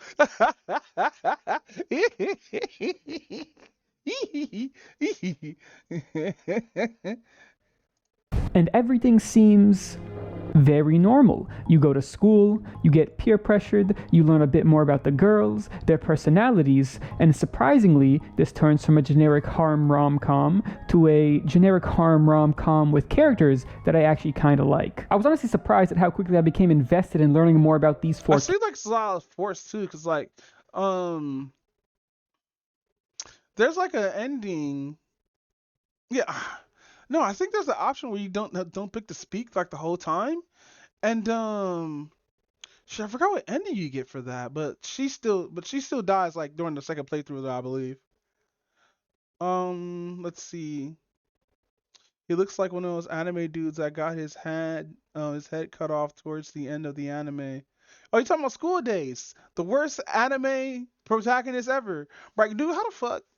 This is fucked up too, cause how the fuck you gonna hook up somebody with your friend, and then fuck your friend before they hook up or whatnot because he was like, I need like, dude, the guy in fucking School Days is a piece of fucking shit, 100%. But goddamn, you just don't do that. But also they have an ending like, cause this is also a visual novel. Fucking School Days is also a visual novel. You get like fucking all types of endings. That was just one of like the many endings. There's an ending where like they both have a Christmas present to them to tell them that like they're pregnant with their kid, both of the girls.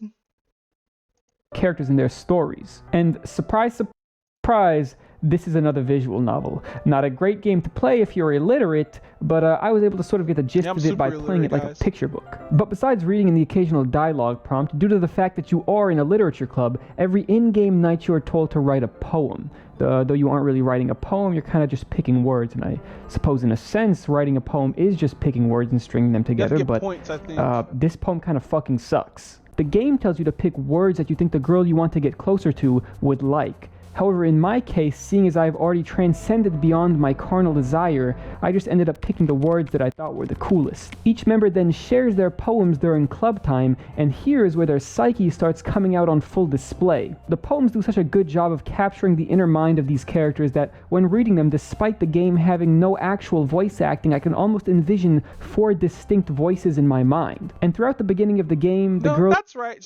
All of that fucking whatever that runic shit was. Just seems so normal. The conversations seem ordinary. Friendly banter, playful teasing, sharing your interests, deepening your understanding of each other, even normal boring arguments amongst friends, it's all so plain. But every now and then you catch these little hints that shit might not be as it seems. And for the most part, they're so subtle that it felt like the 2 parts of my brain were fighting each other, trying to decide if these girls were normal. Like, yeah, alright, she likes carrying around sharp knives wherever she goes. I carry around the immense weight of my somber desolation, and I've only killed 3 people this month. And sure, sometimes she says some eerily foreboding shit, but sometimes I send some eerily foreboding bomb threats to different Papa John's locations around the country. It doesn't mean anything. On my first playthrough, the words I picked for the poem actually did lead me down the path of Yuri. The character, I'm talking about the character here. Jesus Christ. Now, I'm not going to say I have a type, but I do. Notwithstanding, it almost... there's a scene where you just sit there and just look at her, just dead body on the ground. Felt bad that you can only really pick one. Call me a sap, but after learning more about these characters who are literally programmed to love you unconditionally, it becomes a surprisingly arduous decision, and it feels especially bad when the childhood friend who clearly loves the player character so much that it hurts her tells you that she has depression, and it feels even worse when you have to reject her confession because you already made your choice. And you know what feels even worse than that? No amount of content warnings could have prepared me for this. Now that was game over. Shit sends you straight back to the main menu, and it's already fucked. Alright, when you start a new game, you are not greeted by your childhood friend on the way to school. You are greeted... Yeah, she's just not there. Greeted by... Matter of fact, doesn't even exist anymore. It is only these 3. And this tag on Steam is starting to make a little bit more sense.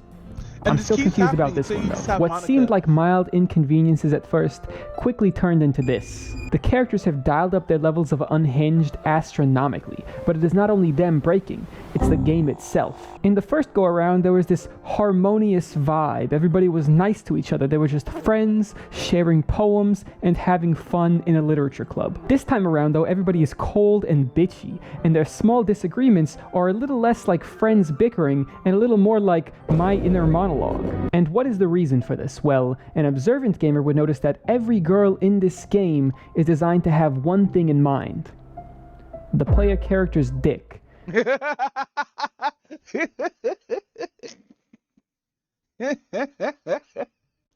Pause. Such is the plight of the anime protagonist. Cause say two normal, mentally stable girls like the same guy, right? What's the worst case scenario? Maybe everybody ends up going their separate ways, but eventually it all works itself out. Now say, maybe one of these girls is just a little insane. Or hey, maybe both of the girls are a little bit kooky. And now it's not just two girls, but four. What's the worst case scenario here? Yeah, that's pretty bad. Monica, though. Monica is different. Throughout the game, despite Monica seeming like the most normal character, it starts to become more and more apparent that she is some sort of supreme being in this virtual world. And here's the big twist. You know, I'm surprised nobody had to make a Doki Doki Lecture Club VTuber yet. She was fucking with the shit. Yes, being the literature club president actually gives you sentience. She has realized that she is in a video game and she doesn't want the player character's dick. She wants your dick. Because to her, you the reach of the hand. represent a life not limited by the game world with its rules and limitations, never-ending possibilities, true freedom. The problem is these three thoughts are getting in the way. So she provokes them, exacerbating their already present issues. She's essentially hitting them with the... She's a little tear god.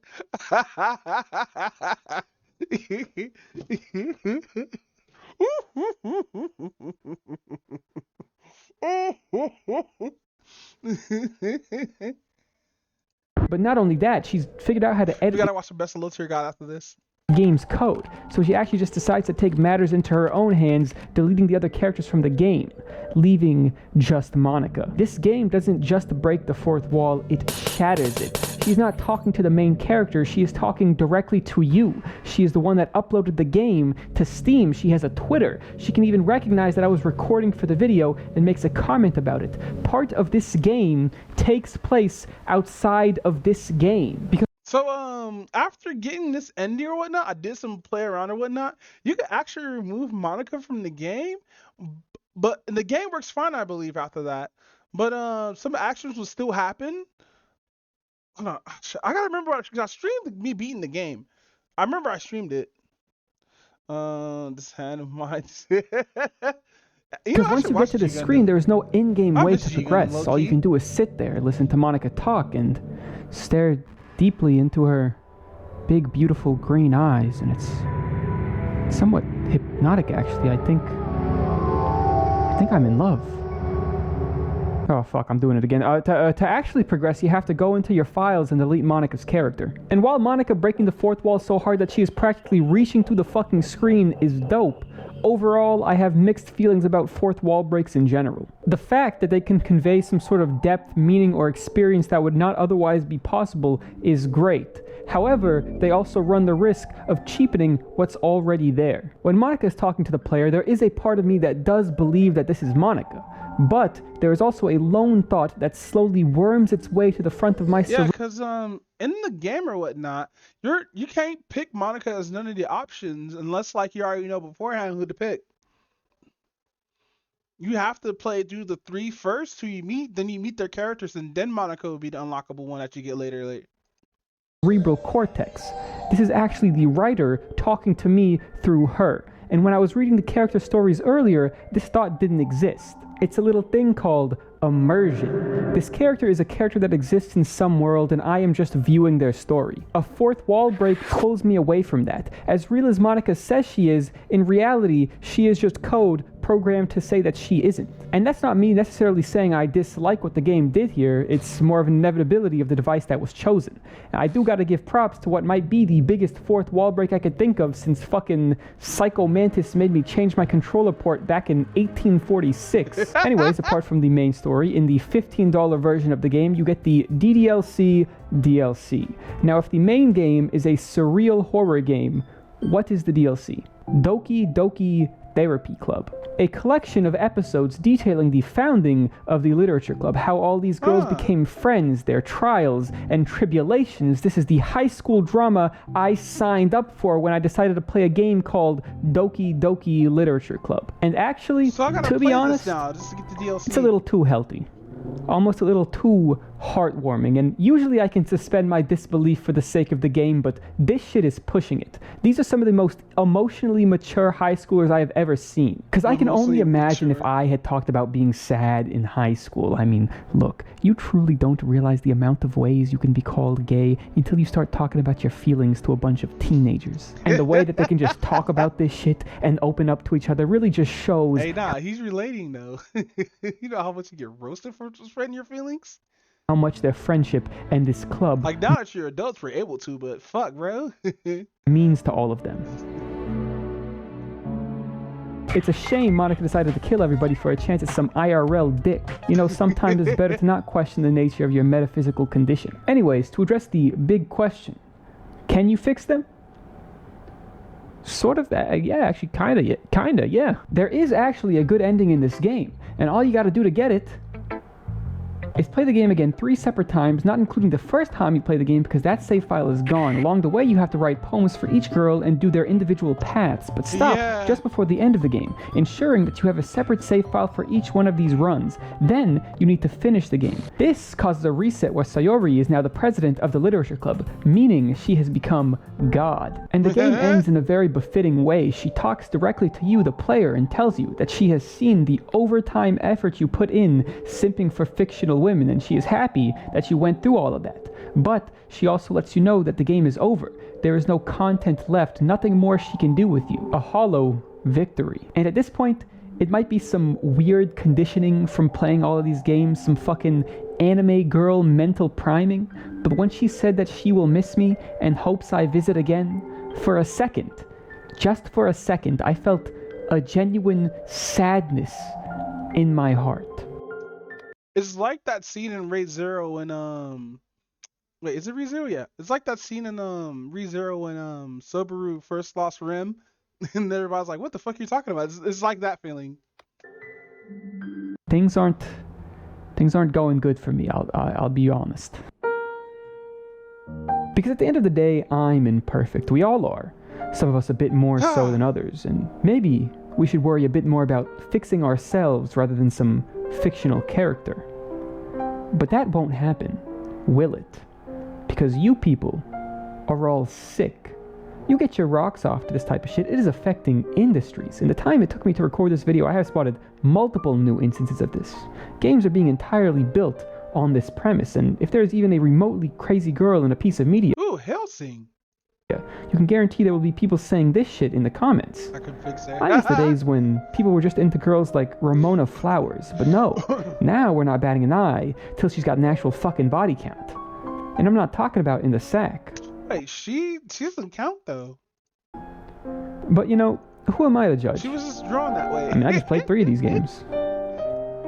Drawn that way? Imagine being drawn. You know, I've been thinking about becoming a misogynist lately. What do you guys think? Professional misogynist. It's kind of got a nice ring to it. Alright, good video. Fucking, that was my Boogaloo Galaxy. There we go. That's some low tier God memes.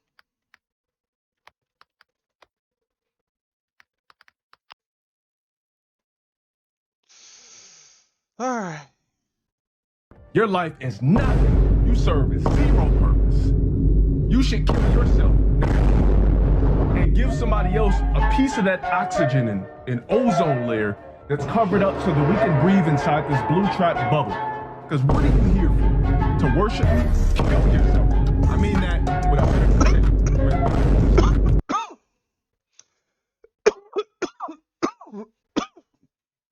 Man, I miss Low Tier God, man. He was a funny character. What's your definition of a toxic game? Yeah, you know what's crazy? I heard a rumor that people are mad of the GTA 6 trailer because their characters were copied without their consent, but the people that copied were the same people that downloaded and agreed to the rules and stipulations of the AI apps they were using. What do you mean? You mean the main characters or like whatnot?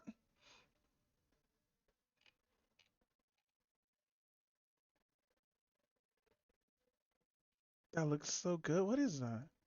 This dino rib has been fermenting in kimchi for 10 days, and we're gonna smoke it. Short ribs and kimchi go together like peanut butter and jelly, so hopes were high. I dumped a bunch of the fermented and crunchy kimchi over the dino ribs and let them become one in the fridge. After waking from my 10-day-long slumber, the short ribs had taken on a significantly more pale appearance, but they smelled amazing. Seasoned them up, and we're smoking over applewood, low and slow. After 8 hours, that bark was barking and started by slicing into the control short rib. Tender and juicy as expected. Oh my god, look at that, bro. That's what I'm talking about well done shit. Look at that. That looks so fucking good. But how about the kimchi fermented? And honestly, I couldn't believe my eyes. The meat had literally turned pink. There was a subtle kimchi flavor all the way through, and easily my favorite. Wow. This dino rib has been fermenting in kimchi for 10 days, and we're gonna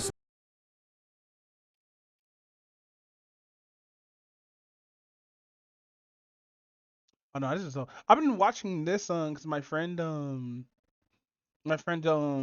somebody knew I met on Discord. She sent me the video or whatnot, and fucking yeah, fuck, I've been hooked on this. I'm trying to ask her questions about it, but I guess she's been busy.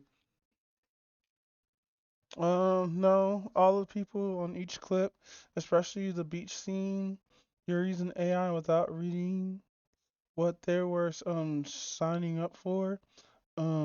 Supposedly Rockstar has access to people using certain AI apps or apps in general. Oh, I didn't know that. Luckily, I don't use AI like that.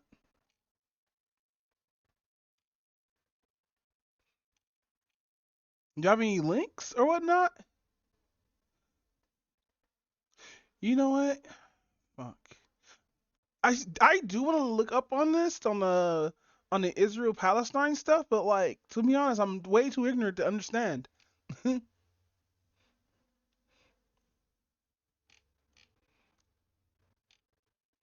I still don't have an opinion on it, to be honest.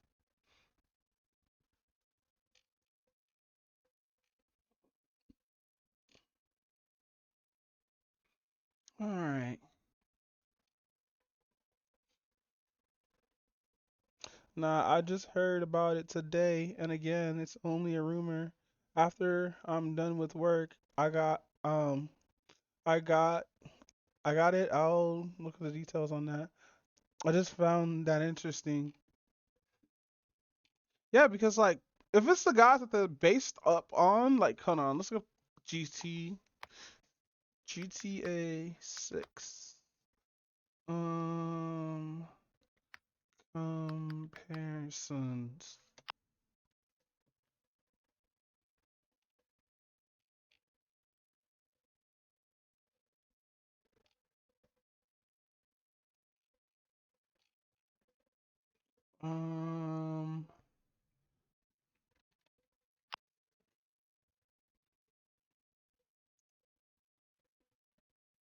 Ladies and gentlemen, I'm pretty sure most of you have He's probably not gonna get to it. seen the GTA 6 trailer by now. I've seen a lot. Take a look at this. So imagine you're just chilling in your home and you want to go for a nice swim, but you can't because there's a gigantic alligator in your swimming pool. I'm pretty sure that this is not a one-time occurrence, and this actually happens a lot to people that live there. So for this one, I fully understand when people say shake what Okay, that's funny. your mama gave you, but there is a time and a place for everything, and sitting on the hood of a car on the highway really is not the time or place to be doing stuff like this. So if gators harassing you in your own home isn't enough already, imagine going to the supermarket to get some bread and it just follows you in, doing groceries like it's a normal day. Oh, it's adorable. In the world. This one is also pretty interesting. Watching an officer chase down a naked man near a gas station. When I actually googled this was not the first clip that I saw.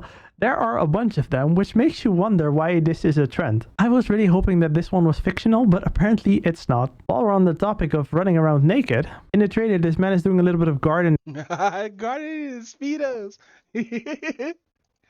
while not wearing a lot of clothes, but the real life version is that this person was wearing no clothes at all. The neighborhood launched a complaint, which I can fully understand, but then the thing is, the cops couldn't do anything as long as he stayed on his own property because that was completely legal. So mudding is apparently a very common thing in Florida. This one doesn't seem all that bad. It's just a bunch of people having fun, doing some wrestling, stunting around with their motorbikes and stuff. I'm pretty sure that Lewis from Suits would feel really at home at this. For the next one, I initially couldn't tell if it was real life or part of the game, but apparently this one is also based on something that happened. There's a woman just walking around with 2 hammers attacking someone's car because they don't want to have that person in the neighborhood. Have you tried talking to them? In some cases, that actually solves more and you lower the chance of ending up in jail. There's a scene with dirtbags, and apparently this is also quite common in Florida, where you have a couple of hundred motorcyclists that was common in Florida because Rough Riders are in Florida.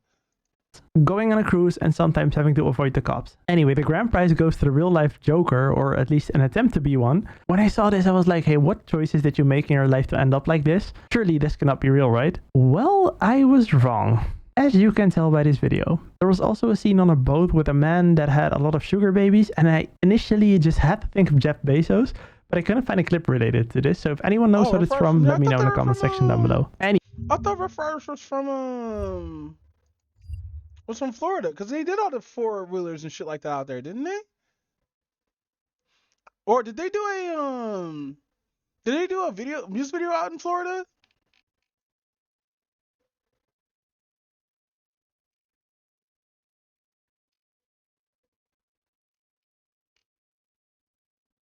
Dun dun dun dun dun dun dun dun dun dun dun dun dun dun. Oh, the video games might have been found out there. You might be right on that. Nah, DMX was from the north, not south. Oh, okay. Now, rip DMX.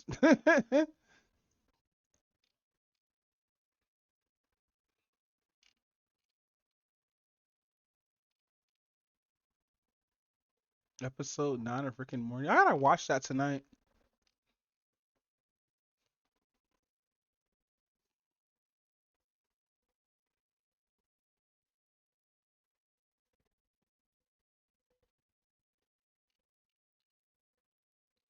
Missing child author has been missing for 3 days. What is this? Every day when you're walking down the street, everybody that you meet. Oh yeah, hey yo. So Mighty Keith is the most funniest YouTuber I've ever seen on here, who's like does skits and shit like that. He actually like does a lot of memes too. But this shit right here is gonna be funny as fuck because I watched the rewards live and shit like that, and yeah, the shit. Hold on. This is my dude from I am Mighty Keith, and the award guy who helped develop the guy who helped develop Baldur's Gate had armor on, like actual knight armor. It was weird. For curing every single possible human illness. Baldur's Gate 3. Hey! Thank you all, seriously. No, this is truly amazing. I appreciate that. Thank you. Bro, you're killing it. You're doing amazing. And the award for ending racism and world hunger goes to Baldur's Gate 3. Another one? Oh my God, no way. Another one? Thank you. He can't be stopped. This guy can't be stopped, man. Good job. I'm out here cleaning up, man. This is crazy. Right? I mean, how many is that so far? Good God. And the award for Best Action Adventure goes to... Oh, guess this is my stop. Go get him, Tiger. Tears of the Kingdom, baby. Oh, okay. Yeah. I mean, it's Zelda, right? Oh my God, this is so amazing. I'd like to thank everybody. Get the hell out of here. No, seriously, sit down. We got to wrap this up. Hey, you got the next one, bro. They really did do fucking Nintendo like that, bro. Like they started playing the music and everything. It was pretty funny. I can feel it in my bones. It wasn't like when God of War came out and Home Dude got a whole 3-hour speech. Didn't tell him wrap it up or nothing, bro. Yes, sir. Hey, I'm about to catch up. You know what I'm saying? 7 nominations, bro. I'm coming. Okay, we're gonna run this thing. You know what I'm saying? Got it, man. Hey, number 1 and number 2, baby. Absolutely. And who's won?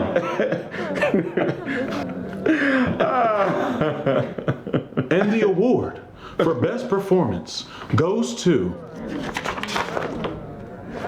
Oh, best performance? Come on, like, no offense or anything, but I mean that's Yuri Lowenthal, right?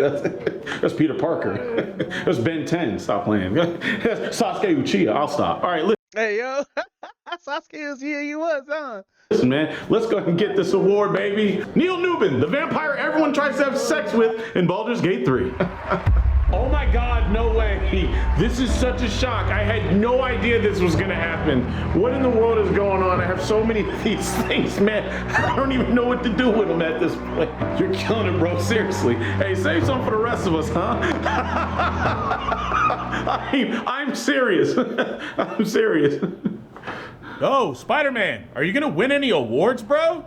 What? Who said that? Best narrative goes to, I mean, surely with such a gripping tale of good versus misguided and the interpersonal Baldur's Gate again. dynamics of Peter and his friend. Alan Wake 2! I know Uncle Ben ain't died for this. Oh, wow. He's a detective story. Oh, he's going over each one. Okay, cool. A detective story over Peter and the gang? My writing had become reality. In my story, Spider-Man was nominated for 7 awards, but didn't win a single one. The insecurities, eating him alive. He couldn't cope with it. Okay, no, that's not happening. Hey, buddy, everyone here knows you're a good game. All right, don't worry. It's just... I blame Marvel for fucking up Mary Jane's chin. It's an award show, right? This is just a bunch of vanity symbols, man. You don't have to worry about it. Baldur's Gate, here's another award just for the hell of it. Oh my God, get out of here. Do it! You win Game of the Year as well! You get them all! Just get them all the award! Oh my God! All right, that's it. That's the end of our show. If no one got any this awards, is insane. holy I got shit, nominated that's 7 times and I ain't win a single award. How is that possible? How could it get any worse than this?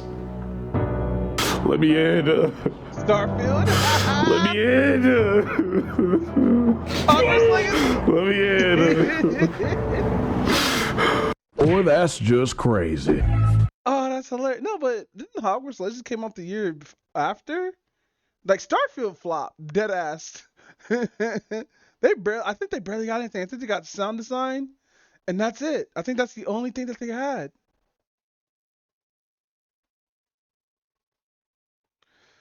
Ah, shit. When your friend watches sus anime, let's go. What's good, my boy? Hey, what's up? What anime is you watching? Oh, it's just this anime called The Time I, as a 40-year-old, fell in love with a 12-year-old. Pretty good.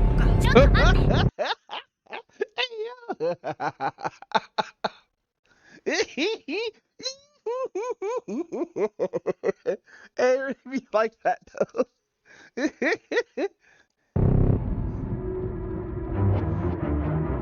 No, it's not like that. Like he's a 40-year-old, but he traveled back in time. So now he's back in his 12-year-old body. So it's okay now. Who are you calling? Listen, can you not judge me? Like, that's not why I'm watching the show. Like, I'm watching the show for the action. Right. Right. I mean, it's a isekai, so they're in a different world. Isekai, yes, let's go. All the tropes. So, we don't even know what the age of consent is in that world, right? Like, that matters, right?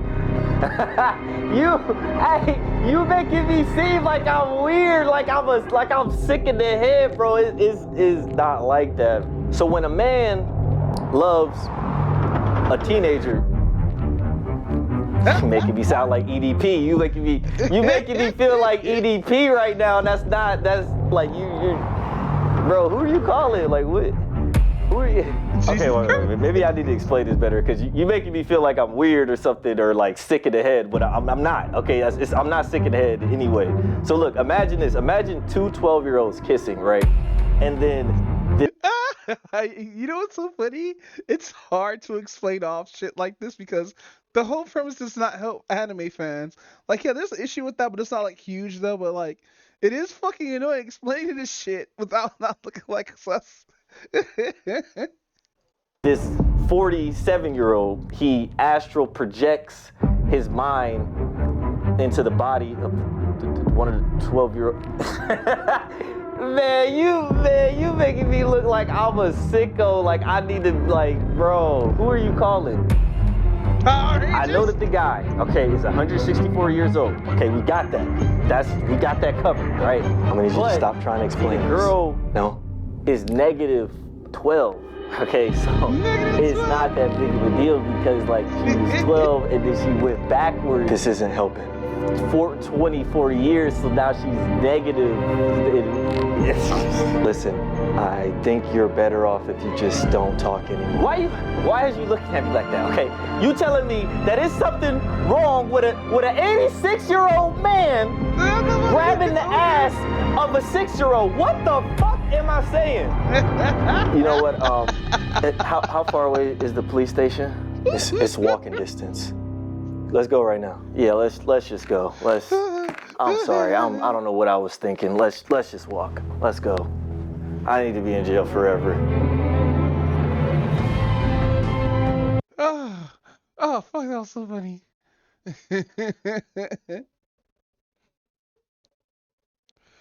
Oh, fuck. Oh. Give me like 2 seconds, okay. Messaging guy shocks everyone by speaking fluent Japanese. No way. 在哪来？我刚拆哪？哎呀，你们是中国人吗？我的天哪！这帮忙在，帮忙！ Alright, oh fuck. Oh damn, that was funny. But no, it really be annoying sometimes, cause sometimes it'll be a 1,000-year-old dragon woman, but she really looks like she's 14, and you can't even watch that because like you know there's gonna be some etchy with that shit. And that's why I hate a lot of anime tropes too. There's nothing really good on any of these days. Like Jujutsu Kaisen's probably not gonna get another season because of the crunch. Fucking hate Naruto. I really do. Ah, fuck. What time is it? It is 6:04. Gotta have something else. Wait, what is this?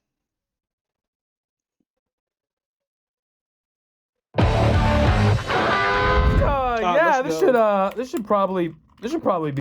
Yo, I actually want to find this controller and actually get it, cause that's a funny ass controller. I'll play fighting games with this shit. Be good, right?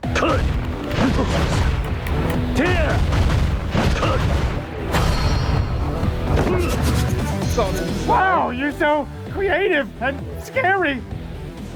Oh my God, Kiri, what are you doing, man? What? I'm collecting some debt. We're Yakuza. This is like what we do. Did you not get the memo? No, not that. How are you wearing that embarrassing outfit? We gotta get some drip on your bones, brother. Is this Yakuza?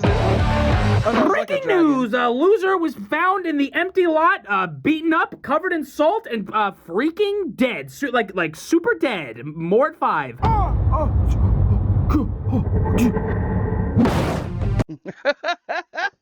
Okay. Ah, shit. But nah, fucking.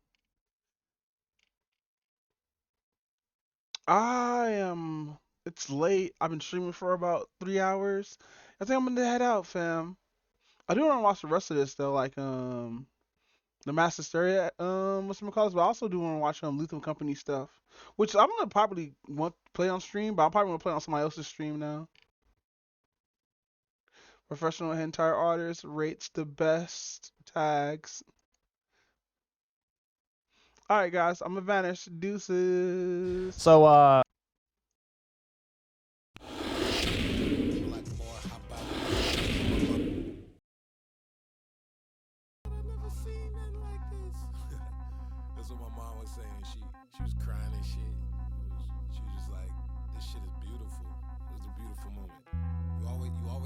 picnic blankets in the back, cause you never know. Never know where the fuck you're gonna end up at. Okay. Now we ready. Rolls Royce pull up, black boy hop out. Shout out to my mother and my father didn't pull out. MSG sell out, fuck these niggas yap bout. Whips on whips, my ancestors got their backs out. 24500 stacks for the hood. Call me lumberjack, cause I wish a nigga would. Whereas you would like this the wish a nigga could face. They ain't getting paper like they should wait.